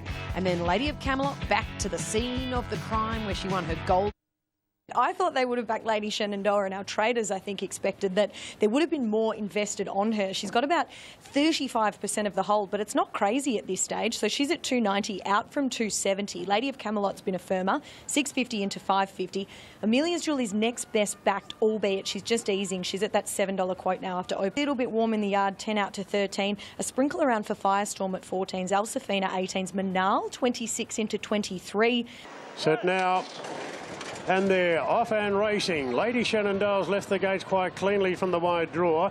Manal was first into stride, bursting through Amelia's Jewel, Marble Arch. Lady Shenandoah's in that clump, and Lady of Camelot's cast very wide. Elsafina's poking through together with Cure Volant, then Scarlet Oak, Alencia. Further back to Our Gold Hope, Sounds of Heaven, Electrica. And 3 lengths last of all is Firestorm. They go into the first bend, and Manal pushes on, clears the pack now at the 1,000. It's Manal by 2 on Marble Arch. Amelia's Jewel 3rd, followed by Elsafina, Cure Volant. Lady of Camelot out wide going forward, and Lady Shenandoah just drops in, looks to be one off the fence midfield. They're followed by Scarlet Oak on the rails. Our Gold Hope deeper out, Alencia going through the middle. Further back then to Electrica, Sounds of Heaven, and Firestorm the last one. Manal leads them up in the Group 1, 600 to go from Marble Arch. Lady of Camelot's working a backside off out wide, followed by Amelia's Jewel, Elsafina, and and Lady Shenandoah is getting a great cut into it as they straighten up. Further back to Alencia Scarlet Oak pushing through on the rails. At the 300 and Manal shows the way from Lady of Camelot. Amelia's Jewel. Lady Shenandoah is the widest, and the filly is starting to hit top gear. Firestorm from a long way back, but Lady Shenandoah moves up at the 150. Lady of Camelot Brave. Lady Shenandoah from Lady of Camelot Firestorm, and Lady Shenandoah won the Group 1 Coolmore. Only narrowly Firestorm a cracking second. Lady of Camelot a brave third, followed in by Alencia. Then came Manal, Courvolant, Scarlet Oak, went right up the fence. Further back to Amelia's Jewel, Marble Art, Sounds of Heaven, and Our Gold Hope was well back too with Electrica. She is a young star. Her name is Lady Shenandoah. She's only had 7 career starts. Let's never forget that. She's now had 5 wins and 3 of them at Group 1 level. It's quite a remarkable record that she's building so early into her career. And she's steered by the champ. 112 Group 1s for James McDonald, 86 of those in the country that he loves so much. And he's teamed up with Chris Waller, who has trained the Quinella in a Group 1 yet again, Katie. You just... And the Waller-McDonald train continues to roll, but also the train that is Lady Shenandoah, who is undefeated as a 3-year-old, undefeated on good track. She's won her last 5, 3 of them at Group 1 level. A Quinella yesterday with Firestorm rattling home for Chris Waller, who also had Alencia in 4th. Lady of Camelot, tough as ever, in 3rd. But how's this, Hutch? 36 Group 1 Quinellas for Chris Waller, 5 of them this season. Tell you what, J-Mac, though, you know, there's a narrow margin there. A lot of these races that they've won in recent weeks, Ollie, I'll get your thoughts. I think J-Mac's been a big difference. He's just had them in the right spot.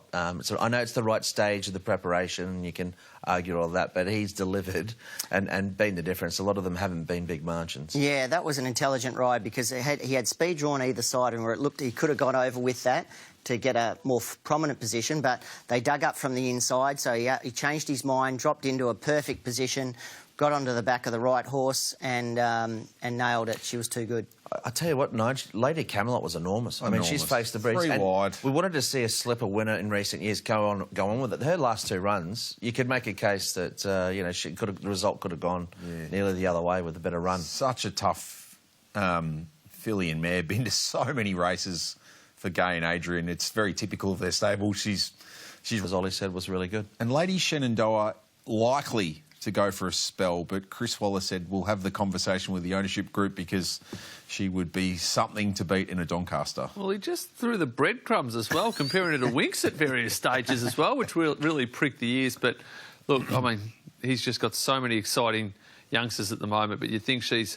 Is our 340 favourite, but isn't best backed. In fact, there's 2.5 times more money invested on Pericles than there is on our favourite there, Ducasse. So he has been backed, albeit 380 into 330, but it's all about Pericles, which is quite unheard of when, at the time, when he had about 40% of the hold on and building, he was at $4. So he opened 550 this morning, now into 360. Willado is relatively solid there, 12 into 10. Iona Murky's at 11s out the gate, 550 to $11. Freedom Rally is at 12s, and then $15 or more the rest of. Light on now for the Ajax, and we're ready to go. Favourite drawn the fence.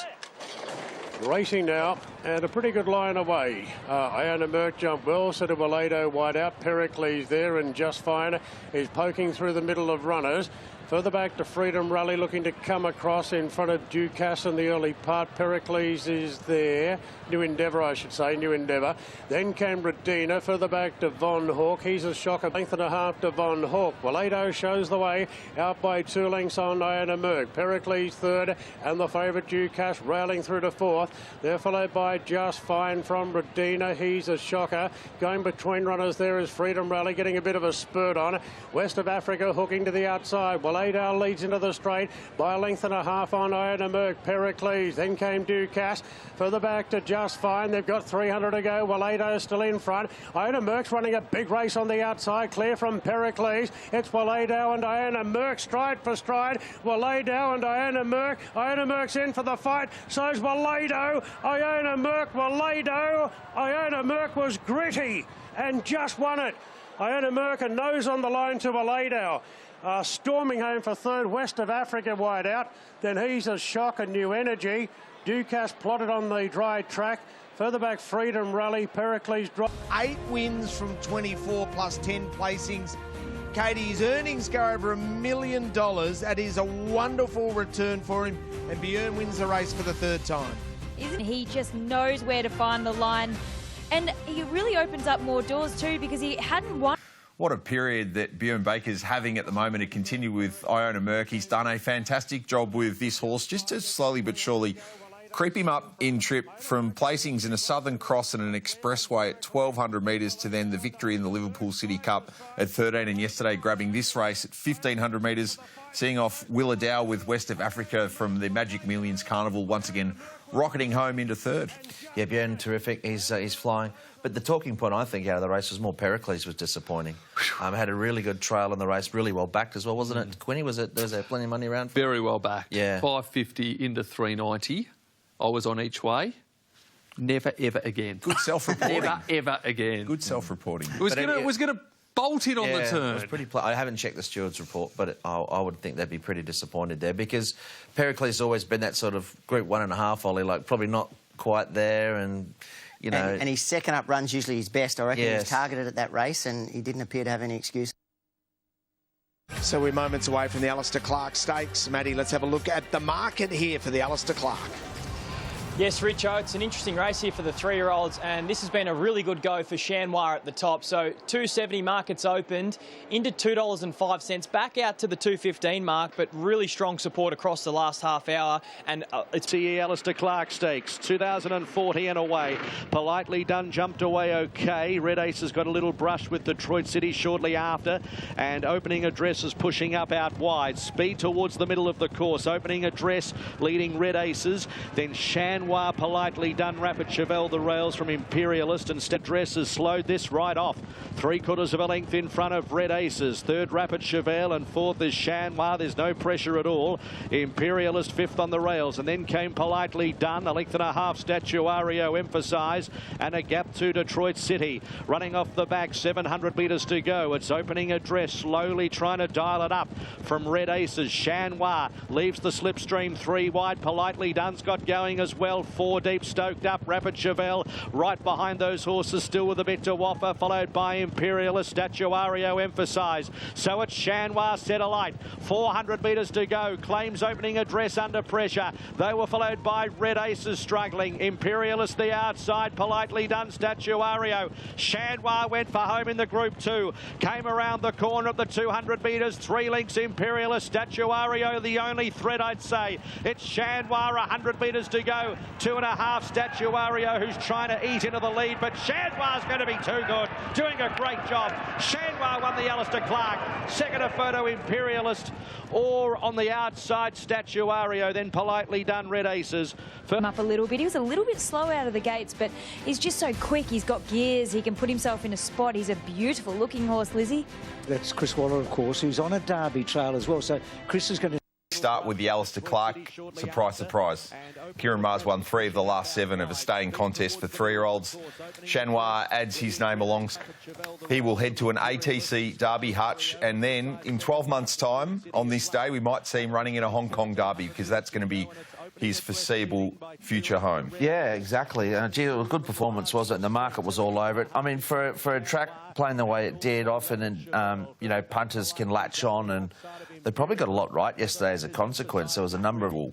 That you have a day in Melbourne that is in the low 20s, sunny, no rain on race day, and you have a track downgrade from starting on a soft 5 to a soft 6. You've been working the Friday night meetings at the Valley. It was a different situation. Yeah, it was perplexing, wasn't it, when you get a downgrade and then Ollie goes out and walks the track and says, no, it's chopped away badly. So, look, it was predictable in terms of... We've had a very leaderish on-pace track throughout the whole series at Moonee Valley, and whether or not all the...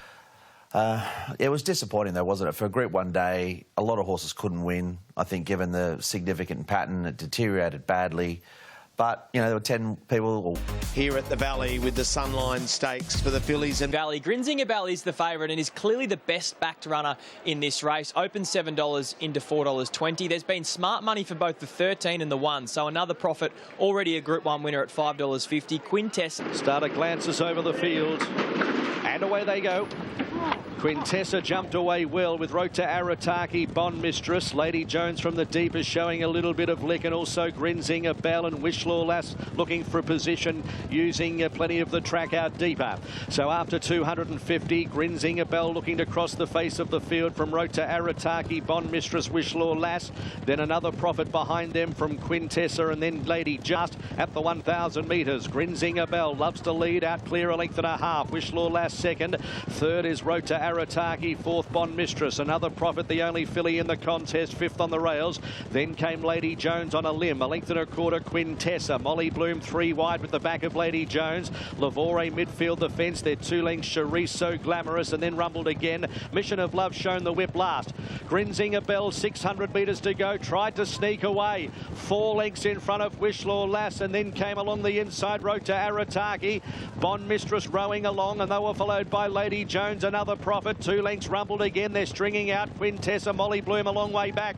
Grinzinger Bell at the 400s. 4 in front from Rota Arataki. And then came another profit, Lady Jones. And back behind those, Bond Mistress. Around the turn, Grinzinger Bell tries to steal it at the 150. 2.5 lengths. Rota Arataki is trying her heart out. But Grinzinger Bell, 100 metres to go, is going to run them off their feet. For Declan Bates, Grinzinger Bell wins it. Rota Arataki second, another profit third. Then Charisse rumbled again, Lady Jones, followed by So Glamorous. We know that she's been a multiple stakes winner. That's her second Group 2. She won a couple of Group 3s. That was some ride in the end. He's done it on Pride of Jenny. But it was get Declan Bates, and for this very, very reason is he was able to judge the tempo and the situation to an absolute T on a horse that just, when it all lines up for her, she produces this time and time again. We saw this show. Identified. And she'd won on, I think she was only 1 for 1 on a heavy. Like, she revelled in the ground. Look how well she travelled compared to the rest.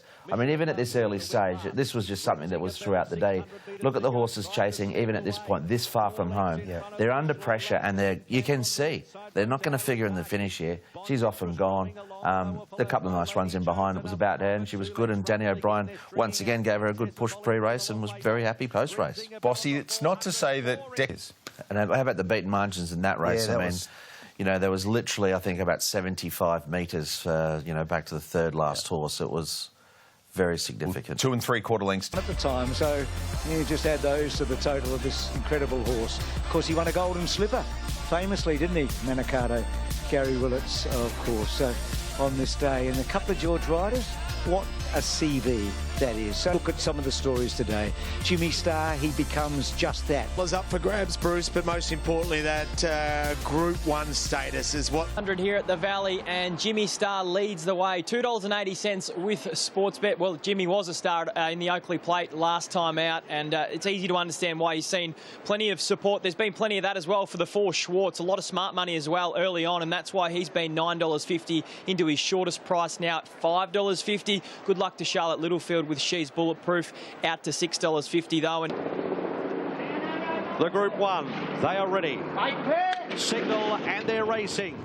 Reserve Bank a touch slow. Arabian Summer broke away quickly with Schwartz, and She's Bulletproof is up in the firing line. Mahaba just behind them with Ray Magnerio.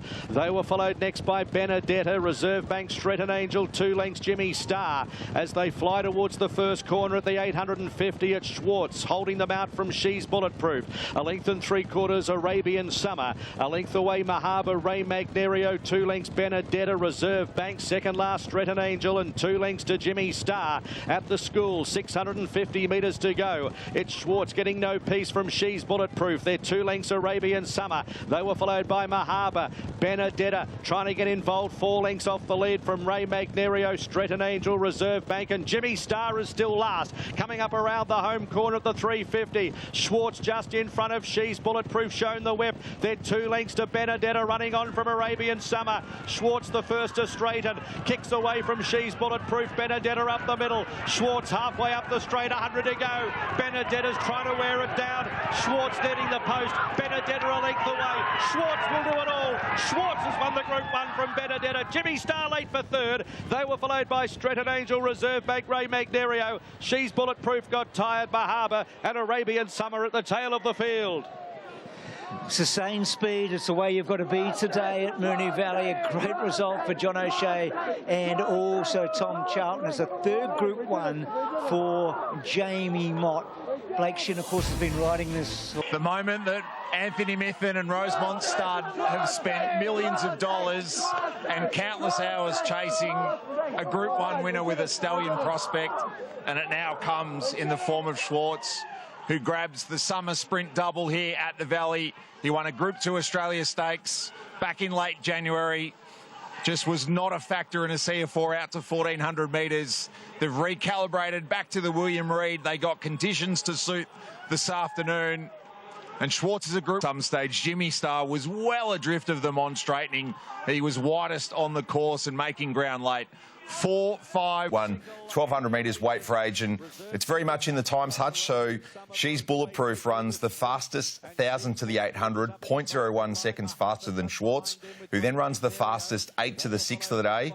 And the forlorn task in many respects was for Jimmy Star, who had to try and run the fastest 6 to the 4 to put himself into the race. Yeah, I think him and Benedetta were huge. You know, you tend to think on an even playing field that they both run well. But look, he didn't get a lot of pace, did he, Jamie Mott, on Schwartz? I mean, Willow recognised the pattern. He's decided to go forward, park outside. So he was eyeballed, but just given what we saw on the day, you know, they just kept finding, and so many of them were under pressure a fair way out and being felt for. Wouldn't be giving up on Benedetta and Jimmy Star all the same. And Jimmy Star is still last. Coming up around the home corner at the 350. Schwartz just in front of She's Bulletproof, shown the whip. They're 2 lengths to Benedetta, running on from Arabian Summer. Schwartz the first to straighten. Kicks away from She's Bulletproof. Benedetta up the middle. Schwartz halfway up the straight, 100 to go. Benedetta's trying to wear it down. Schwartz netting the post. Benedetta a length away. Schwartz will do it all. Schwartz has won the Group 1 from Benedetta. Jimmy Star late for third. Group 2 Australia Stakes in January. They chased the Group 1 via the Ore. They've then... Schwartz had a pattern on side yesterday, but he had She's Bulletproof eyeballing him for the first 1,000 metres of the race and was the one who was able to sustain and take a punch. Absolutely. I mean, he's running home in his last 213.03 seconds. It shows how they were feeling the pinch late and still managed to win. What do you reckon, Jockeys we heard from mentioned the track. So obviously it was something that was an issue throughout the course of the day, and clearly 4 of those leading prospects severely felt hampered by the conditions. Yeah, obviously it's disappointing, like we mentioned earlier, to, you know, turn up to the races and get that served up to you. It's very disappointing. Yeah, I think that's the issue sort of more so going forward. And from a form perspective, I mean, there's the Forgive Files, a War and Peace novel. I mean, you know, like there's so many horses. It is what it is. They won't worry Schwartz. He's got the photo on the wall, a couple of good runs in defeat. But there's so many horses, not just from this feature race, through the day. I mean, we had some big margins, didn't we, throughout the whole meeting, that horses being beaten 10, 15, 20 lengths. Yeah. And, you know, that were in good form, but just didn't...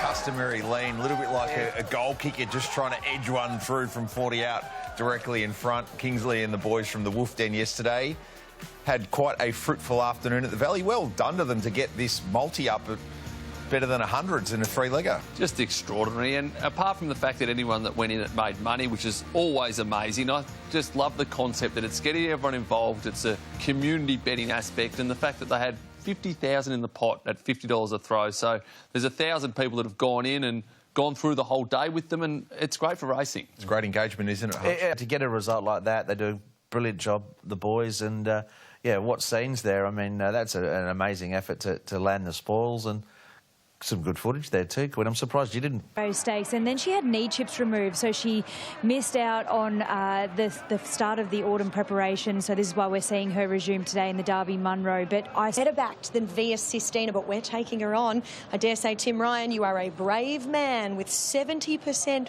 of the money invested on this race on her. Gangster Granny is the only other one that they've backed. I'm excited to see how she presented in the yard today, because you can see she's filled out into that really angular frame. There's still more to come. Racing now, and Autumn Glow jumped out pretty well. There's lots of speed, Flying for Fun and Enriched in particular. Autumn Glow's going to position right up there with them from Sergeant Major, then Gangster Granny. Ikasara beaten for speed, so's Yoshinobu as Fearless darts up the fence, then Catch the Glory. The last one, Flying for Fun, showing great speed, out by 2.5. Enriched second, and the favourite Autumn Glow to a clear third. 2 lengths away then to Gangster Granny on the outside of Sergeant Major. Further back to Fearless on the inside of Ikasara. Then Catch the Glory and Yoshinobu as they turn. And Flying for Fun spins in front by 1.5 lengths. Enriched is quickly pouncing on the outside, and Autumn Glow under a vigorous ride's going after Enriched. Enriched about 1/2 to Autumn Glow. Gangster Granny going to third. Autumn Glow knuckling down now. Joins Enriched. Autumn Glow gets the head in front, and the filly's back with a bang. Autumn Glow roars away to win the Derby Munro, beating Enriched and Gangster Granny. Sergeant Major running into 4th, followed by Flying for Fun, then Catch the Glory. Alabama State.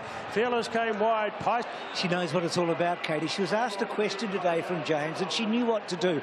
She ran down a quality colt, and he is a quality colt, and she was so impressed. Yeah, she really had to work hard early, because they kicked up underneath her, Lizzie, and made James have to find that spot, Gangster Granny underneath him. And just the way that she's just so professional, she switches off, she finds a beautiful rhythm. It's the William Reid. We go to 6, so it makes it unique in its own way. So it's a beautiful menu, and we're about to start all the Group 1, so we need to know how Richo, but feel like there's such a comparison there, isn't there? And then Via Sistina does this since then. That is Winks, or Via Sistina, looking for number 6. Joins an unbelievable list there. Absolutely one-way traffic for Via Sistina. She's into $1.22 and has over 90% of the money invested here. She is so well fancied, in from $1.30 already, and a stack of all-ups running in from Autumn Glow as well. Watch, it's the Ranvet Stakes. And the starter says go in the Ranvet Stakes, and jumping well towards the inside. Full Count Felicia. Golden Path away well. Lindemann away well. Via Sistina just flops in behind them, and so does Faulkner Park in the early stages, with Alma Beer just back last of all. So Full Count Felicia leading as expected. Inside the halfway mark at a controlled pace by National Willer.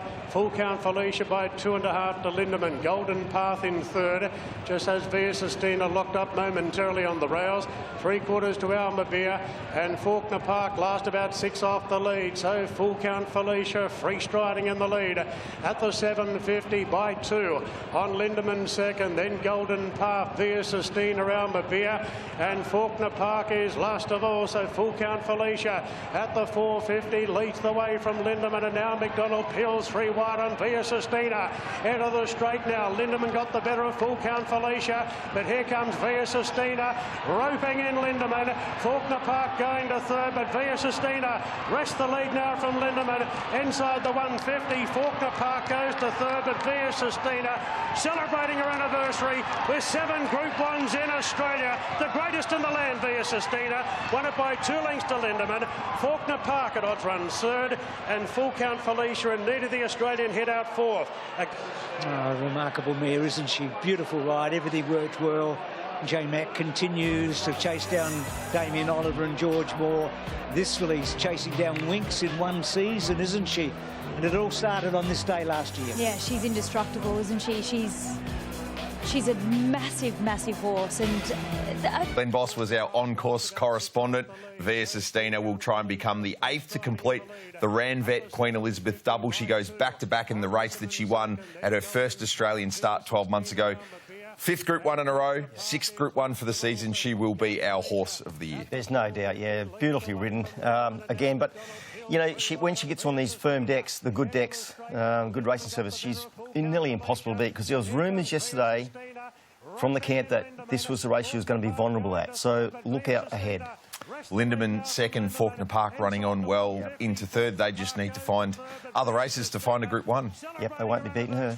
And it's like, you know, when they know where she's going, she frightens off some of the rivals, doesn't she? So even if she was a bit vulnerable. And I honestly thought she might be able to put more of a margin up over Lindemann, who's race fit and going well. But maybe they didn't. I haven't gone through the sectionals. Maybe they didn't go that quick and hard to put up a big margin. But she's a star, isn't she? So can't wait to see what she's got left in store for the rest of the carnival. And that honour... And now he's at stud. So all those horses have won recent Rosehill Guineas.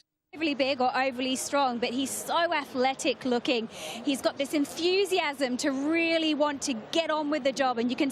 Over to you. How short is Broadsiding? Well, he's not as short as you'd expect, Bruce. He's actually been $1.95 out to $2.40 just from the way the track is playing and the awkward draw. So while he's best backed, he's got about 50% of the money invested on him. He's just easing now, and there's been support for runners around him. One of those is Swift Falcon, who's been 5 into 4.40. Gold Rush Guru has gone 5.55, now 5.50 again, has stayed relatively solid. There's been a really good amount of money coming now for Aliana from Barrier 1. She was as much as $10, $8.50 this morning, now into $6.50, then into double figure. In the Sky Racing Rosehill Guineas over 2,000 metres, Broadsiding out to 280 at the death in the rough and race. And Plymouth has the head in front early from Checkmate. Gold Rush Guru being sent forward. Aliana posies up nicely. Then Mallorca Sunset. Swift Falcon a bit handy in the run, and Broadsiding's caught a little bit wide in the early part. McDonald's looking over the shoulder to see if he can drop him, but he's caught 3 wide for the time being, followed by Save of the Dream, our benefactor, and Kasuki's last of all. So Broadsiding 3 wide going into the bend, and the leader is Gold Rush Guru. Jump to the front, and now Millum puts the brakes on as Broadsiding goes forward on the outside, and Broadsiding will race up into second position to avoid being caught wide. Then Mallorca Sunset and Save of the Dream, one of the long shots of the field, being sent forward. They're followed just behind the speed to Plymouth in the navy cap down on the rails. So Mallorca Sunset back to 5th, then came Aliana. Rush Guru switches off in the lead, just being pestered a little bit here by Save of the Dream, the outer. A length and a half to Plymouth, and Broadsiding, he did some work early, but McDonald's got him 4th, 1 out, 1 back now at the 7.50. Further back, Mallorca Sunset on the outside of Aliana. Swift Falcon starting a run, doesn't want to give away too much, start against Broadsiding, and Swift Falcon's making a very fast run coming to the turn. Gold Rush Guru being eyeballed by Save of the Dream. Plymouth locked up now from Broadsiding, and Swift Falcon the outside. Mallorca Sunset is next into the straight now, and just in front Gold Rush Guru, Save of the Dream, but Broadsiding letting down now. Swift Falcon a length behind. Broadsiding 200 to go, leads by a length on Swift Falcon. Aliana making some headway. Broadsiding in front, 150 to go. Swift Falcon's in for the fight. Broadside kicking. Aliana flashing home at the end. The filly's flying and lunges. Oh, photo finish in the Rosehill Guineas. Broadsiding and Aliana. Oh, nothing in there. Swift Falcon 3rd, Plymouth 4th. Get back to burn and win Mallorca Sunset. Checkmate. Gold Rush is late. J-Mac seemingly home. Aliana, big dive. And from there, you'd say the Broadsiding probably hits it and does and gets the win. An extraordinary day continues. Chris Wallaby just misses out, and James Cummings and James McDonald continue, and he's got a 4th Group 1. That's race. Early for James McDonald and James Cummings. Bossy, 3 wide, no cover, but no panic. Nope. Trusts the horse underneath you, and he wins his 4th Group 1. 2 as a 2-year-old, the Golden Rose, and now Rosehill Guineas as a 3-year-old. Yeah, the ride actually won the race. He was going to be in a tricky spot there early, J-Mac, but he thought, well, put him in the race, and then something come around, give him the cover. And it was a very tradesman-like effort because he had to take a bit of steam out of this horse early to get him in that spot. So I thought he was really tough, this bloke. I've got so much admiration for this colt. I really like him. Once again, it looked like this is the day where Swift Falcon's going to get him, and it's looked like that a few times. But again, Broadsiding was able to find something. And how's Aliana flashing home? We've been speaking on a weekly basis about the Waller fillies and how they'll be placed. She looks like she'll be Waller's #1 seed in the ATC Oaks. He's got an embarrassment of riches, doesn't he? It's just unbelievable how many quality ones they've got. But Broadside now, do you think he's... I think he ran up to his mark. You know, I'm not surprised. He was very short, really. you know, he did have his chance to start prior. I was happy to go around him yesterday, and I thought there was more merit to the win, as Bossy mentioned, because he used him up a little bit early to take a spot, and then he's probably entitled to be a little bit vulnerable late. So you could watch it again, but there's not much between him, Swift Falcon. Aliana's obviously got there in another band. The problem for Swift Falcon is there's no early tactical speed. So they've got to take off at the 800, and then he's going to peak on his run late. So that's the issue. When you don't have that ability to sort of take a position. But Aliana was fantastic. And broadsiding, look, he's been a fantastic 2-year-old. He's got another big race on his CV.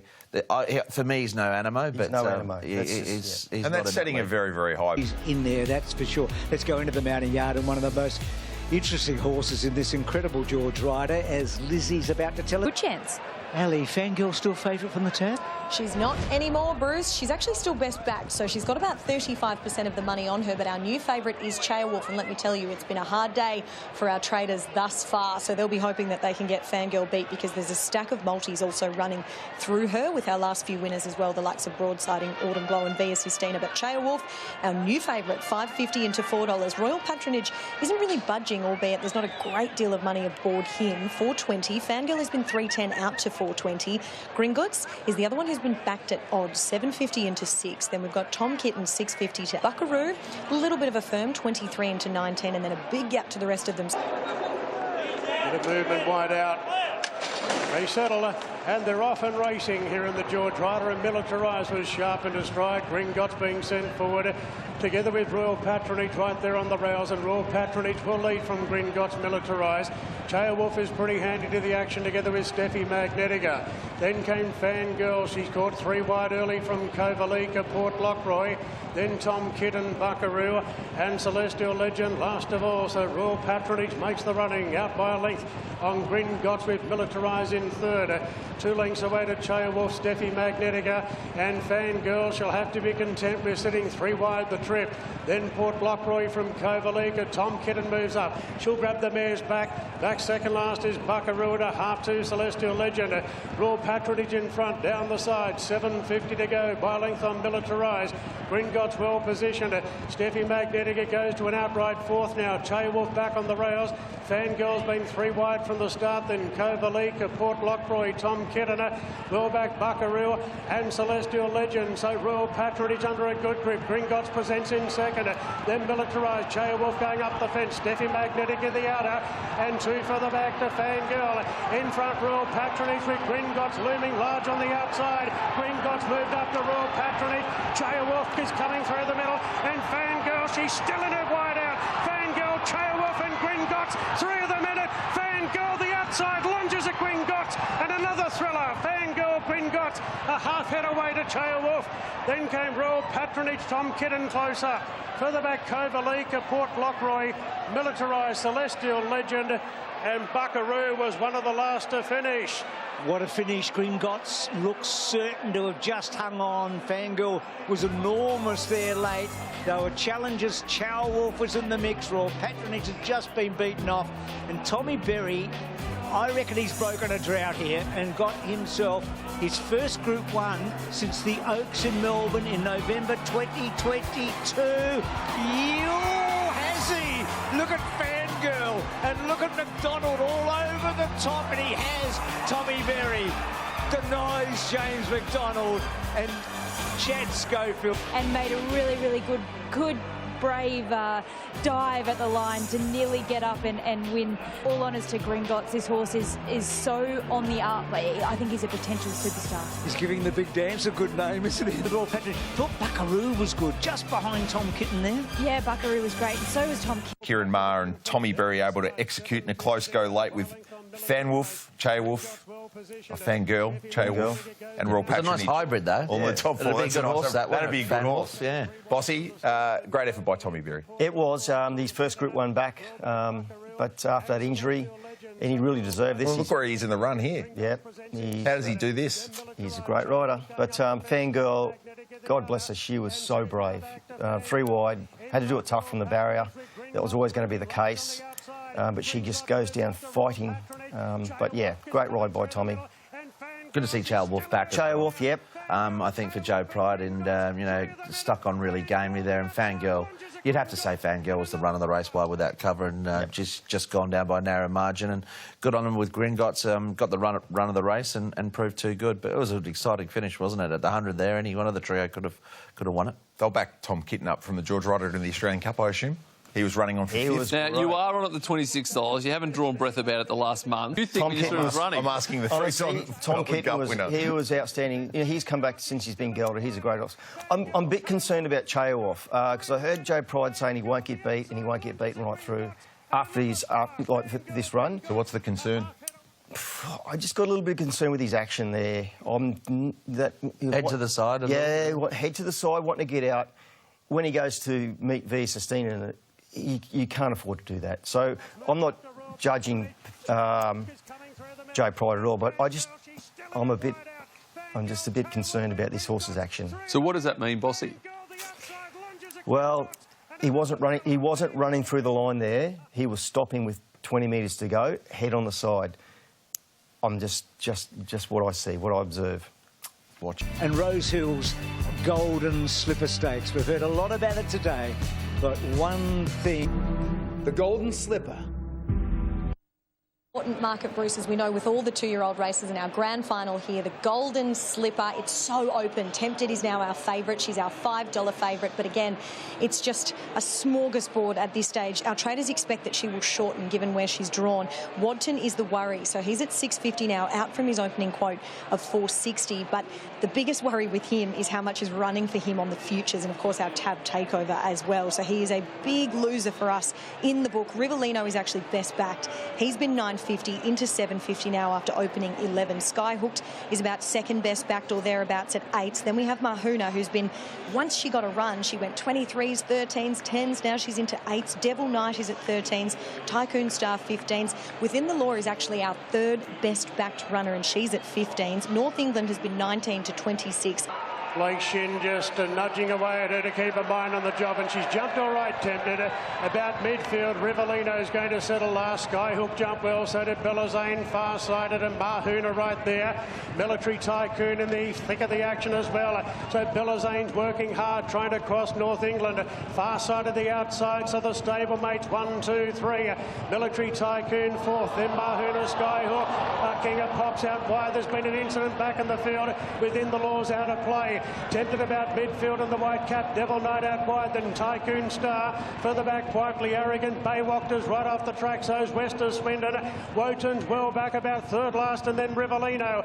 Belazane leads around the corner. It's Belazane in front by a length on far-sided. Then North England, Military Tycoon, Mahuna. Further back, King of Pop, Baywalk, Devil Knight, Wester Swindon down the outside. Belazane is being tackled now by North England. Mahuna starting to slide through. Tempted getting close to heels. Wotan making some ground. Mahuna got to the front. 100 out. Wotan on the scene. Mahuna in front from Wotan. Tempted is flashing home. Mahuna and Wotan, and Mahuna and nose to Wotan. Another thriller, but I think Mahuna and nose. Tempted flashing home to third when clear, followed by Rivellino. A big run from last. Then came North England from Belazane, Military Tycoon, Skyhook. Devil Knight, King of Pop, Tycoon Star, Baywalk, West of Swindon, quietly arrogant. And there was an incident within the Law. He made contact with the rails in the back. And Jason Collett, we'll run a check there on Jason, the horse. Enormous performance by Mahuna, and also from Wotan on the outside. So Damien Lane gets a second Golden Slipper, and so does Michael Freeman, who teamed up with Richard with Stay Inside. And what about the Freeman legacy? Lee won 4 in a row. 6-4, McDonald's ride was superb. And so the three horses right up the top of the market, Katie, 16, 8 and 13 run the trifecta. Yeah, it was an exceptional finish, wasn't it? And she's all in one preparation. She's won her maiden. She was beaten by Tempted, and the rise of this filly, all in one preparation, is extraordinary. So 5th, years ago, and Damien Lane, who won on Kiamichi in 2019.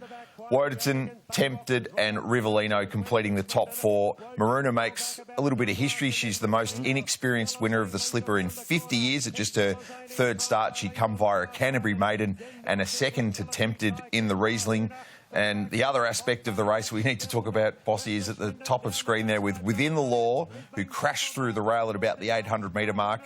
Jason Collett had a numerous group of options in front of him for different rides in this race. Yes. Maruna perhaps being one of them, who he'd been on for both of her career starts so far. He stuck with Within the Law, and that opened the door for D Lane. It did. That's a great advertisement for those running rails, the plastic running rails. No, the horse was not injured. That could have been catastrophic. But I thought Damien Lane's ride in the Slipper was an absolute peach. Put it in the spot and then just give her the chance to relax. I thought Tempted was very good. Rivellino. Yeah. He was slow away, or was he? He was slow away. Yeah. And it took forever to get into the race, but he was solid for the ride. So he's a horse to follow going into the next season. So I thought they were an even bunch this year. There was, people were struggling. Woden was the talk of saying he's out the door. Woden, but he put his hand up there yesterday and... Yeah, they rode him with more patience. They rode him a bit... What a ride from J-Mac. He's pick away through. It was an exceptional sort of effort, and he's just gone so close. Tempted was a bit held up. Tell you what, though, what you notice with a lot of these slippers, that inside section, I mean, it's amazing how many winners come, saving ground and sticking back to the inside. It is a recipe. I know you got different barriers through the years, but those horses that can get that economical run in that particular race year after year, it's a good place to be. You need to think that our respective Group 1 2-year-old features at 1,200 metres have been won by such inexperienced horses. Devil Knight at start 2, Maruna at start 3. Yeah, but the thing is they're so well educated before they even go to the races, And Michael... Been backed off the mat late here, Bruce, into equal favouritism. So they're both sitting at the top there at 370, albeit Private Harry's a lot more money invested on him. 350 to 370, though. Commemorative, 440 into 370 after opening 8s. Even Briassa's been specced there. Went up 8s, he's now 550. 950 into 9 for Growing Empire. Front page has been 12 into 11. I Am Me at 15s. $23 about Jetabil, and then $26 about the rest of them, and nothing really else to report. So as I said, there's been an onslaught of late money here for commemorative, but Private Harry is holding 4 times more than they have on commemorative at this stage. Chances are... And then he comes into this race, all the rage, unbeaten. This is my first look at him in the flesh under race conditions. I've seen him at the track at Newmarket. Here we go. One of the highlights of what's been an incredible day's racing. Darren Flindell with the Galaxy. We're set now. And they're racing. Commemorative was last out of the gates, and Front Page jumped sharply together with Private Harry and Common James. And going up towards the inside, there is Time to Boogie in the early part, with Eagle Nest rushing around the outside of the field. IME snags back midfield, being passed by Growing Empire. Then came Lady Laguna in the early part. Estrella up on the outside. Now Commemorative is trying to make ground on the inside, doing so. In advance of Jetabil, Dragonstone and Briassa was snagged back to last. Front Page being eyeballed by Eagle Nest. Private Harry with cover on the outside of Time to Boogie. Further back in the race then, as they straighten up into the straight, is Uncommon James from IMB, and further back then to Commemorative. She's about 6 off them. Front Page in front. Private Harry is launching a big attack on the outside, and Private Harry eyeballs Front Page. Then Uncommon James, Briassa 6 off them down the outside. Private Harry hits the lead from Front Page. Private Harry becomes a general in the Group 1 Galaxy. Private Harry ran down Front Page. Uncommon James third, followed in by Briassa with a good run down the outside, and Growing Empire close up. Further back, I Am Me, then Lady Laguna, Jetabil, Estrella, Dragonstone, Time to Boogie, and Eagle Nest. AMU with Nathan Doyle a moment ago. This is huge for jockey and trainer. How big is this? He's shaking, and I'm glad I've grabbed you at this exact moment, because every emotion is running through your body, Nathan. Congratulations, you're a Group 1 winning trainer with a colt who is undefeated at his 5th start with a Group 1 under his belt. I dreamed of this as a kid. It's all I wanted to do was train horses to win a Group 1 with Ash, the staff, Corinda. It means so much. I can't stop shaking. The toil, the heart, that's the thing. How good is this guy? He comes here today with it, have never tackled a stakes race, and here you are up against some highly credentialed opposition, and he does it like that first up, and as you mentioned, there's improvement to come. It's his 5th race start. Won with ease. This horse is, well, could be anything, really. He's, as you said, he's unbeaten. Ash has so much faith in him. He's still just waited in. For Private Harry, yesterday was the official coronation as he is now a Group 1 winner, as are Ashley Morgan and Nathan Doyle. Yeah, what a thrill for them. You know, slip a day. They've come from, you know, obscurity, you can say, but this horse is 5 starts before I win it, and he's just been so impressive with every start. I watched him win a race at Hawkesbury one day. It was by 8 lengths. I thought, you just don't go and do that anywhere, and kudos to them all. Group 1 winners now. Tell you what, I know we had all the big guns out there racing yesterday, but this was, I think, going into the meeting, from my perspective, one of the horses that I was most interested to see, because he'd had that handful of starts, you know, great strike rate. Could he step up and measure up? And he certainly did. And he looks like the next exciting sprinter on the way through, doesn't he? A lot of people were very wary at the price. They thought he was way unders. Yeah. But he went out and proved that he backed up what his price was. So good luck to them all. Front Page, Uncommon James and Briasa filling the top 4 house. Front Page, just this evergreen sprinter who just continues to bob up, often when racing in the evaluation for you, Bossy. What was the standout amongst the 5 Group 1s? Via Sistina, because I'm in love with this mare. It's definitely the best horse. She'll be Australian horse. She'll be his champion horse of the year. It's mouthwatering going forward to what she's going to do in the Queen Elizabeth. I just thought the racing all day and Saturday was very even. I thought there was some great results. There was no bias. Everyone was happy with the way the track rode. And there was just great energy on the track all day. It's a great, fantastic day up in City, is it, with all those Group 1s, and certainly delivered. Via Sistina, because I'm in love with this mare. It's definitely the best horse. She'll be Australian horse. She'll be his champion horse of the year. It's mouthwatering going forward to what she's going to do in the Queen Elizabeth. I just thought the racing all day and Saturday was very even. I thought there was some great results. There was no bias. Everyone was happy with the way the track rode. And there was just great energy on the track all day. It's a great, fantastic day up.